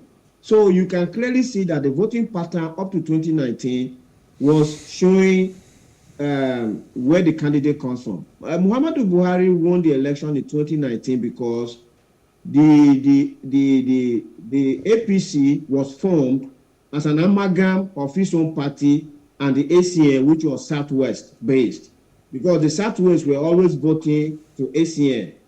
So once the Southwest and the CNC, which was Buhari's party, came together, you now notice that the Southwest and the North combined and gave their votes to Muhammadu Buhari. That is how he won. So up to 2019, voting was being regionalized like that. But the point is that in 2023, from what I can see, both on social media and off the social media, Nigerians are becoming more politically educated, and you can see the analysis of candidates is becoming is now being based on the individual candidates, their own CVs, what they have done in the past, and all of that. And it's going to be very important for us to continue on that trajectory going into 2023, so that Nigeria can get a president who can lift this country up. This country has everything going for us. The only thing we need is we need a leader who understands the economy, a leader who will take care of security, a leader who understands that without electricity, there's no economy, a leader who knows that things like monetary policy, because the interest rate the banks are charging will kill industries if it is too high, or will boost production if it is too low. Just a leader that understands these basics. And you will see how Nigeria will just take off like a rocket. So, but what, let's even begin to, play by the predictions that Reno Mercury has actually put out. So what happens if you have, because he's talked about region with lower voting power or voting pattern, however you want to put it, but some people are saying that it is not necessarily the fact that they don't have voting strength, but you have a lot of people not turning out to vote. So you have the issue of political apathy, which is, on top of the front burner in some of this region. So what really happens if you have the PDP zoning to, let's say, the southeast or the south and any of this region?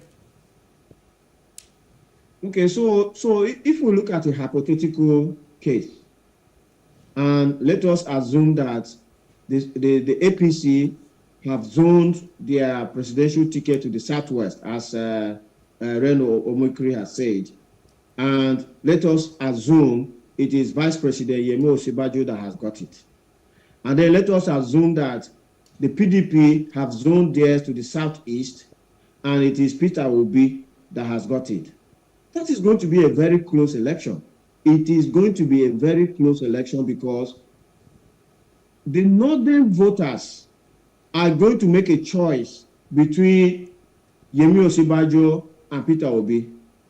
And there is nothing in the books, nothing in the dictionary that says the northern voters will just drift to Yemi Osinbajo in the southwest, and therefore the southeast will lose out, since they had less voters than the southwest in the 2019 elections. That is not going to be the mathematics. The mathematics is going to be for the electorate to look at the candidates, the individual candidates, and say who is going to deliver the best results for us. Let's say, for instance, the APC sends their ticket to the southwest, as Reno has said, and it is Bola Ahmed Tinubu that has taken it. And then the PDP have sent their ticket to the south, and let us say it is Wike that has taken it.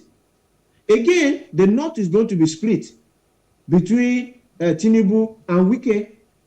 You can never say that the 8.2 million voters of the Northwest in the 2019 elections are going to all go to Tinubu in the Southwest, leaving Wike in the South empty-handed.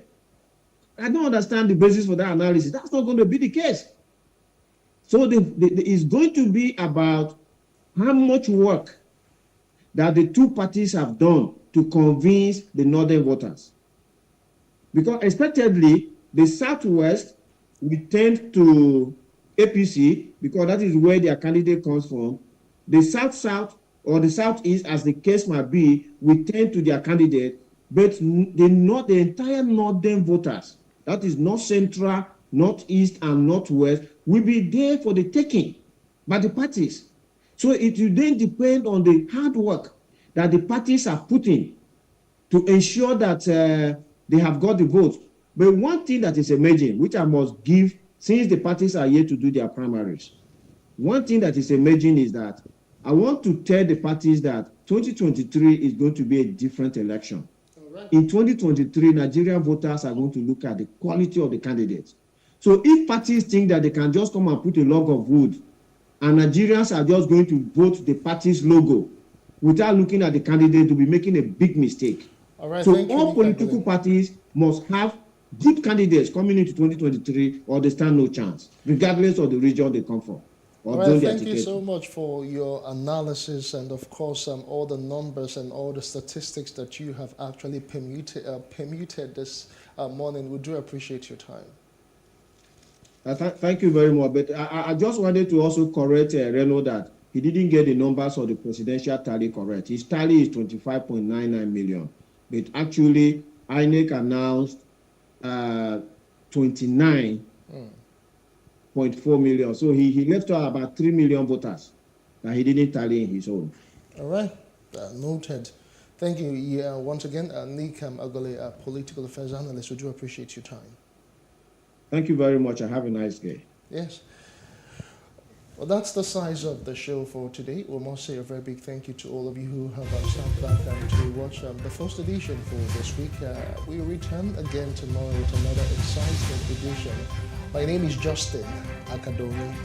I am Mesibo. If you missed out on any part of the conversation, that's all right to follow us on Facebook, Twitter, and Instagram. And do subscribe to our YouTube channel. It's at PlusTvAfrica and PlusTvAfrica Lifestyle. Many thanks for watching. Have a great day.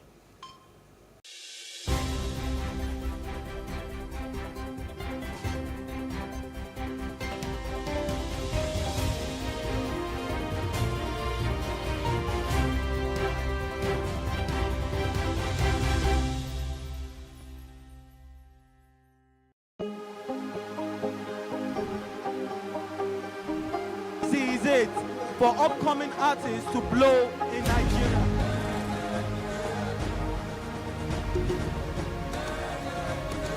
Welcome to Plus Trending. I am Vicky November, your host, saying thank you for joining us on today's episode. Welcome back. It's tea time on Plus TV Africa. Practice makes perfect. I'm not perfect yet, but I'm a lot better than I used to be. He's a king. He's entitled to marry 100 if he wants to.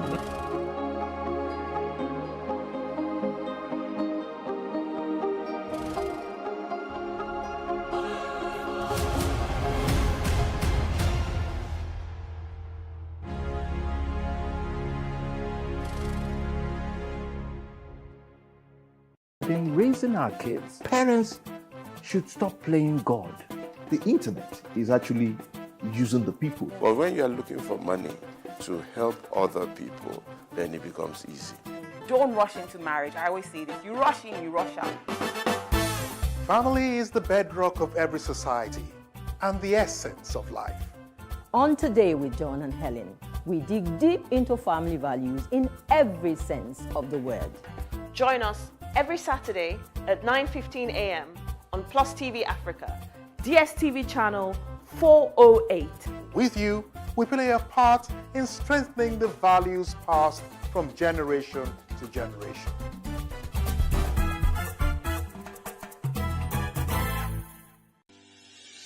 Increase the reach of your events or business services.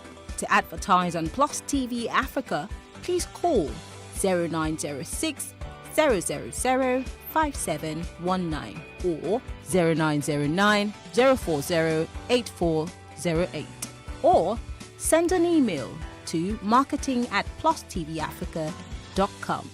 Plus TV Africa. Big stories live here. Nigeria, by extension, Africa, is faced with a lot of challenges. The growing youth population with little engagement, that is a ticking time bomb. We are a blessed people with diverse culture and highly cerebral minds who have a lot to say. And yes, we are talking. It is important we drive the right conversation that informs, inspires, influences thoughts and action. If we say there's beauty in our diversity, then let us embrace our diverse culture. We must continue to courageously be the voice of transformation as we are the hope for the future. Yesterday's conversations shape today. What are you saying to shape your tomorrow? We know you have a lot to say, and we are here to hear you.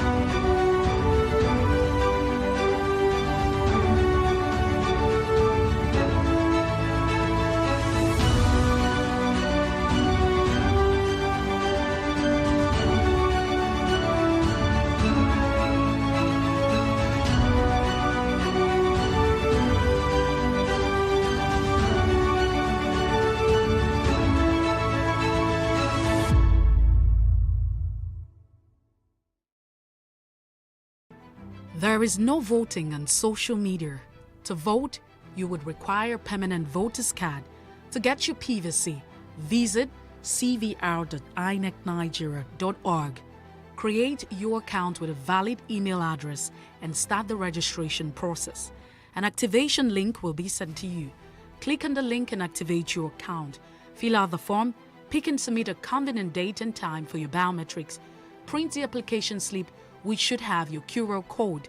On the appointed date, go to the nearest INEC office for your biometric capturing. Thereafter, you will get a registration slip to pick your permanent voter's card when ready. Get your PVC today. This message is from Plus TV Africa.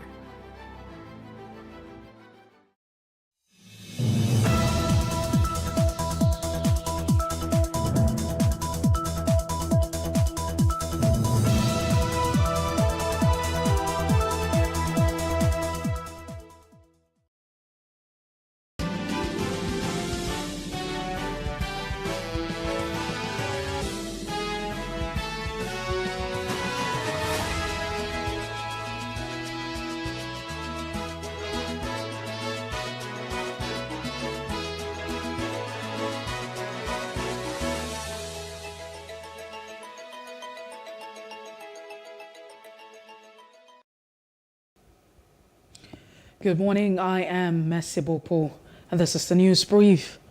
President Muhammadu Buhari has directed the nation's security and intelligence agency to intensify clampdown on illegal refineries to safeguard lives of citizens. The president's directive is contained in a statement by his media aide, Malam Garba Shehu, on Sunday in Abuja.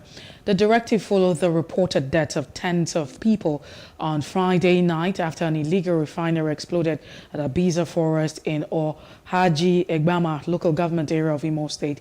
Reacting to what he described as a catastrophe and national disaster, the president said responsibility for the loss of lives and properties must squarely lie with the sponsor of illegal refineries, who must at all be caught and made to face justice.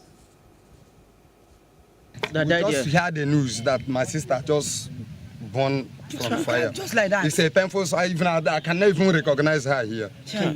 Understand? I don't know what is happening in this. Okay, why can't them do something that's supposed to be okay for everybody to be okay? It's very, very unfortunate, and I don't know how to describe this tragedy. This is tragedy that no one can even dream of. Where over 108 people were burnt to ashes, burnt beyond recognition due to illegal oil bunkering. I think the government of Imo State and the federal government should step up to stop this illegal bunkering. Ugoji Emmanuel Chinoye, National President Ohaji Youths in Imo State, says some of the people involved are from neighboring states.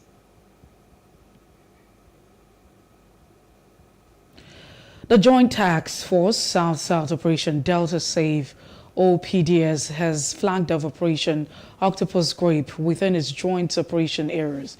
The operation is meant to tackle renewed activities of crude oil theft and oil illegal refineries, which are affecting Nigeria's oil production output. Our correspondent Jesse Say covered the ceremony at the NDDC jetty. Of the Social Defense Staff, General Dr. hereby flag off Operation Octopus Grip is supported by the Defense Headquarters with 30 patrol vehicles among other logistics requirements. It will last for 90 days and crude oil thieves are advised to desist as the OPDS vows to go tough on offenders. The OPDS commander states their expectations from the operation. At the end of this operation, it is expected that activities of oil thieves within the joint operations area would have reduced drastically and the integrity of oil and gas facilities relatively assured. I wish to therefore acknowledge the Chief of Defense Staff, General L.E.O. Irabo, for his support and guidance to the OPDS. In the same vein, I also appreciate the service chiefs as well as heads of all security agencies in the country for their support to the OPDS. I also wish to appreciate the governors of Rivers, Delta, and Bayelsa states for their cooperation with the Joint Task Force South-South Operation Delta Safe. The Chief of Defense Staff, General Lucky Irabo, is represented by the Chief of Defense Training and Operations.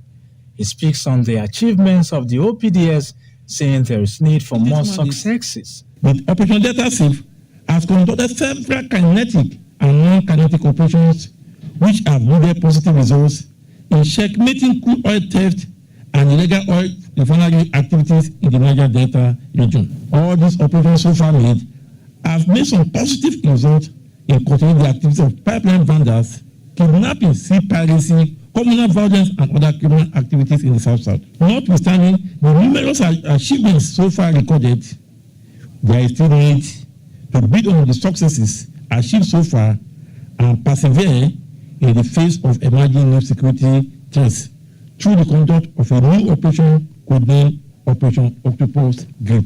With this drive aimed at creating safe and secure environment for NNPC oil and gas exploration activities within the territory of the OPDS, perhaps crude oil thieves will be denied their freedom of action just like previous operations.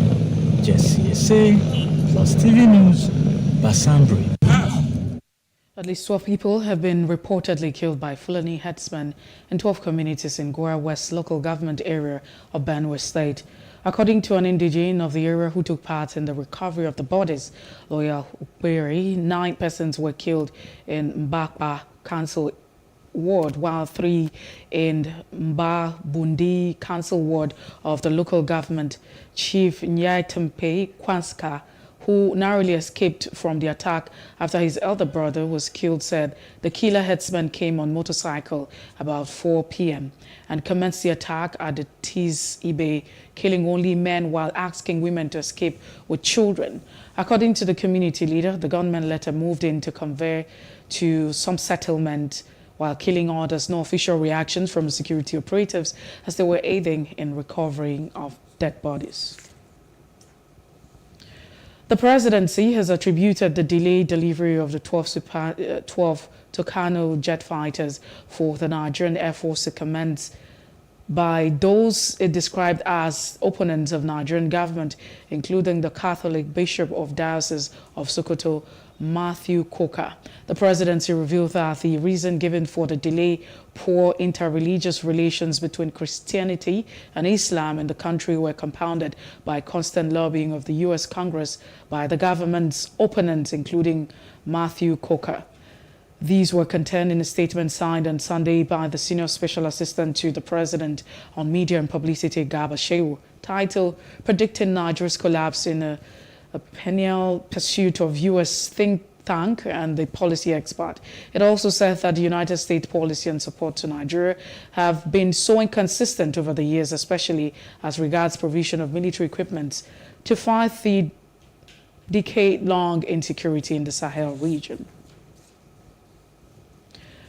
The Unity Schools Order Student Association held a press conference on Victoria Island to voice their displeasure concerning continuous kidnappings and killings of innocent Nigerians by bandits. They are worried that Nigerian government has not done much to reduce the attacks. Our correspondent Paul George was there now and reports. Insecurity in Nigeria and the bandits' attack on the Abuja-Kaduna train. That's the theme of this press conference. It was put together by the Unity Schools Old Students Association, USOSA. The coalition of the alumni of Unity Colleges in Nigeria was also represented by member Lawrence Wilbert. They are worried that some of their members have fallen victim to insecurity. Dr. Chinelo Megafu, who died in the Abuja-Kaduna train attack, is one such. Angered by the series of wanton killing, kidnapping, rape of thousands of innocent Nigerians by ISWAP, members of the indigenous people of Biafra, IPOB, and numerous other devious, bloodthirsty groups within and beyond our national boundaries. They are calling on the government to ensure Nigerians' safety and sustain the economy. By all means, the wanton killings across the country must stop. Buried one of our own, a young lady, Dr. Chinelo Megaphone of Queen's College. The gruesome killing and abduction of scores of staff and passengers of the Abuja-Kaduna train on the 28th of March, 2022 is for us an inglorious crossing of the absolute red line. Other members also lent their voice to this message to the authorities with no holds barred. In sharper context, the stress indicators that show how bad our situation is, because somebody is talking about now more than ever before. And this discussion we're having today is not partisan. It's not partisan in that sense. It's about our development. We're talking development here. On every stress index of our economy, there's been deterioration. We need our people to be secure. We have a lady, a member, who has her 4 children and her husband. We don't know where they are. We don't know if they're alive. We don't know if they're dead. We have 5 sisters, and so on and so forth. People read and say, oh, they spoke about it. Who are these people? They're just being sentimental or being political or X. These are our friends. These are our family. These are people we grew up with. So the reason why now is that it even touches us more now. The strongest form of peaceful protest for the average citizen, in fact for every citizen, is the ballot box. If the government does not perform, you vote them out at the ballot box till they understand and recognize that they are there to perform a service and render that service. As insecurity is still a bane in Nigeria, the group wants Nigerians to correct the wrongs by using their voters' cards at the next election. Paul George, Plus TV News. The Catholic Bishop of Makati Diocese, Wilfred Anagbe, has advised faithfuls to support the church and contribute to socio-economic development of the country. The bishop stated this at the inauguration of Divine Mercy Minor Seminary Makadi, Benue State. The Mass also featured the confirmation of the minor seminary and oath-taking of Rector of the institution, Reverend Father Mary Okpajari. Speaking at the Mass, the Speaker of the Benue State House of Assembly and the PDP consensus candidate for Benue governorship election, Honorable Titus Uba, who also represented by the majority leader, Honorable Daimion Kemi, stressed on the need for the people to support the church. That God is here. Amen. And if at the end of the day, by the divine providence of God, He bless us and reward our prayers, we'll come back here to show that God is in this presence. On behalf of the Honorable Speaker, as the church usually warn about preaching in the church, we have come here to pray for our private intentions. And we are sowing a seed. Whatever thing we are contributing here, we have taken it to be a seed so that one day it will germinate to prosper. The former Senate President and presidential aspirant under the People's Democratic Party, PDP, Bukola Saraki, says the choice of leadership Nigerians make in 2023 is critical to the nation's economic development. Saraki said this while addressing the party's delegate in Minna, the Niger state capital, ahead of the forthcoming primaries. He said that North Central should be allowed to produce the next president. The former Senate President thanked Northern elders for their foresight in arriving at consensus, calling on party members to work together for the progress of the PDP. Former Governor of Niger State, Dr. Babangida Aliyu, who was also present, said the PDP must take the right step in order to win the next election, describing Saraki as the right candidate who has the interests of the country at heart. Now, as political parties put price tag on presidential forms for aspirant, Nigerians react to this amount, and that's on our Street Views. Take a listen.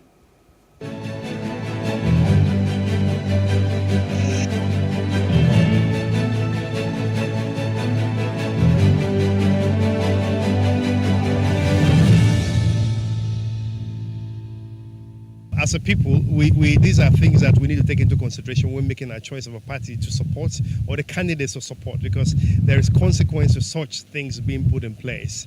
You don't expect someone that pays a huge price and buys from his pocket to actually then not want to recoup that money. Where do they get such money from to buy just a form where it's not guaranteed you're going to win? So, as citizens, we need to be watchful of that and make our decisions. It's not ideal, especially if you look at what's going on in the country now. 100 million is a lot of money. I don't want to use the word absorb, but it's a lot of money. And the consideration is, for me, is what's the basis? How did you come about 100 million? I think the other parties are doing 40 million, 35. Even 10 million is a lot of money, given the fact that we're looking for a leader now who doesn't necessarily have to have all the way to do financially, but a leader who knows what it is that the country needs or is expected of him. They are making the money for the party. The party belongs to the money belongs to the party. So you can never say maybe it's wrong or it's right. Because even though they say it's a trillion. If you have the power, you do it, you pay it. It doesn't make any sense at all. That's too much. At least there have been like 50,000 at least. Actually, that's too much. 100 million, no. 100 million, 100,000, I don't understand. 100 million, no, that's too much. No, it's too much. No. If a Nigerian, an individual will bring out 100 million from his purse to buy for form to run for the presidency, meaning that he has trillions of naira in his account. Therefore, EFCC is supposed to go there and find out what is working. If you happen to buy the form too, what are you going there to do?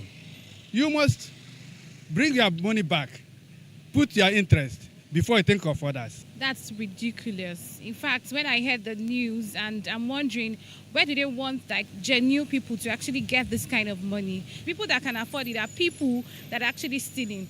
The other time, a certain man did a burial and EFCC invited him over to probe him because of the money he spent for the burial. So EFCC should also invite these ones that are able to buy these forms and then probe them and ask them where they got that money from, because you can't tell me it's not it's genuine. Even if it's genuine, when they enter now, they will want to steal and get back that money.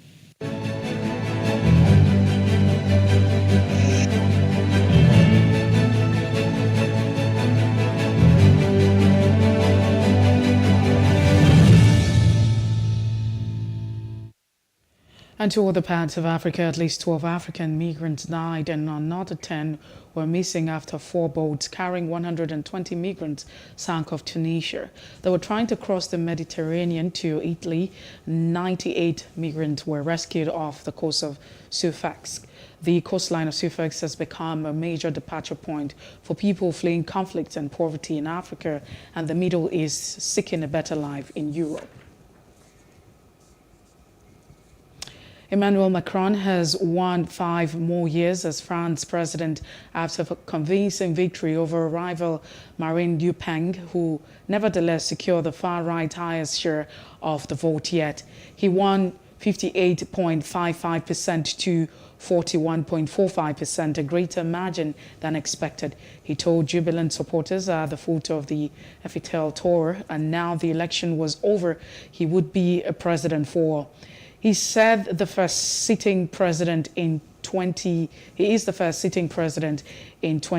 to be re-elected. Russian forces have launched missiles attack on the Ukrainian positions deployed in the territory to steel plants in the besieged southern city of Mariupol. Ukraine's defense forces have repulsed 7 Russian attacks in Donetsk and Luhansk region in the past 24 hours. The steel factory is main remaining Ukraine stronghold in Mariupol. The Chinese mainland on Sunday reported 2,666 new locally transmitted COVID-19 cases and 17,528 local asymptomatic cases. That's from the National Health Commission and NHC in its report. The locally transmitted tally included 899 cases recategorized from asymptomatic ones. Specifically, 846 were reported in Shanghai, 39 in Jingling, and 12 in another region, others in Fuji and Guahi. A total of 51 new deaths. All local cases in Shanghai were reported on Sunday, and no new local report suspected was reported. And in business news, it's more than 2 months since the Academic Staff Union of Universities ASU embarked on strike, causing the halt of academic activities across public universities in the country. The absence of students on campus has undoubtedly affected business activities within and around school environment. Our correspondent Stephen Enoch files in the report. Silence and dryness are what best describes this environment. This is Bayero University, Kano. The once busy atmosphere is now void of its usual activities, no thanks to the continuous ASU strike. The absence of students on campus has forced many businesses to shut down, and the ever-busy Coke Village, a student market in the school, is now a shadow of itself. Optimism that the strike will be called off soon is what most business owners who are still on campus hope for, as idleness and low sales are now the order of the day. As a family man, just come to where you are getting most of income. You can't be able to get a simple cover. Wasting your transportation, wasting your fuel, coming to where you are getting this thing you cannot get. How do you cook? How do you cook with your family? It's only God that holding us. This time around, we used to survive. Things are very hard for us to survive. As you can see now, we used to live here and just talking to each other without anything doing. Look at my colleagues now. 2 days now is not opening his shop. Our strike is student. Since there is no student, definitely nothing will move well. So we have been facing it, and I think we call on the government and ASU to please do something about it, because it's not easy for us. Mustafa Farida, a final year student of BUK, is a campus-based fashion designer. She says both her education and business are suffering. She wants an end to the strike. Inside the market right now, that's school village, inside school, everywhere is dry. There is no light, everywhere is actually literally dry. So we hope that government will do something about it. It's affecting business, at least for some of us that are into entrepreneurship. It's affecting us negatively. And at the same time, our school, our education is actually very slow. So we urge the government and the ASU to actually do something about it. As businesses face the heat of the strike with some folding up, the only trickle of hope that will bring smiles to the faces of these business owners is the resumption of academic activities. Stephen Enoch, PlusTV News, Kano. And in entertainment, comedian Jon Stewart became the 23rd recipient of the Mark Twain Prize for American Humor at the Kennedy Center yesterday. He got a tribute from the late-night television hosts like Jimmy Kimmel, plus music from singer Bruce Springsteen. Stewart joked about the big-name stars celebrating him, whose career he helped advance. Stewart left The Daily Show, which is now hosted by Trevor Noah, before President Donald Trump's time in the White House. He returned a television hosting gig last year with a new show, The Problem with Jon Stewart, on the Apple TV Plus streaming platform. Mark Twain Prize is named after the novelist and essayist Samuel Langhorne Clems, better known by his pen name Mark Twain. And in sport, Antonio Rudiger will leave the Premier League club when his contract expires at the end of the season. The manager, Thomas Tuchel, made his clear after his team lost 1-0 win over the West Ham United on Sunday, April the 24th, which was German's player missed due to injury. Sanction imposed by British government on Chelsea's Russian owner, Roman Abramovich, following Moscow's invasion of Ukraine, have left the club in limbo. They cannot hand out the contracts or buy new players. The centre-back Rudiger has been on Spanish giant Real Madrid's radar. Rudiger's fellow defender Cesar and Andres Christian are also out of contract at the end of the season. And that's it on the news brief. Many thanks for watching. If you missed out on any part of it, follow us on Facebook, Twitter, and Instagram. And do subscribe to our YouTube channel at PlusTvAfrica and PlusTvAfrica Lifestyle. I am Messi Boko.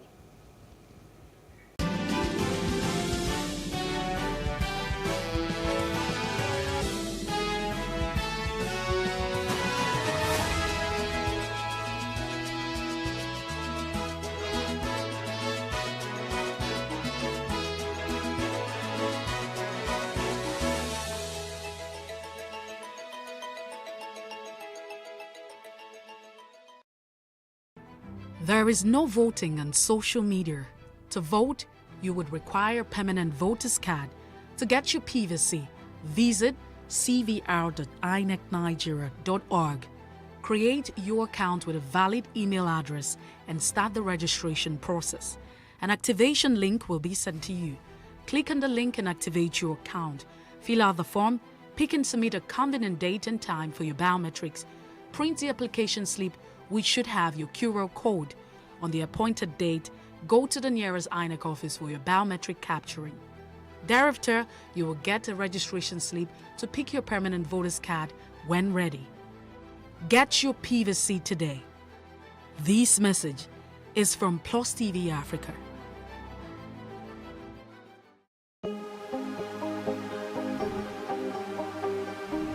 This is it for upcoming artists to blow in Nigeria.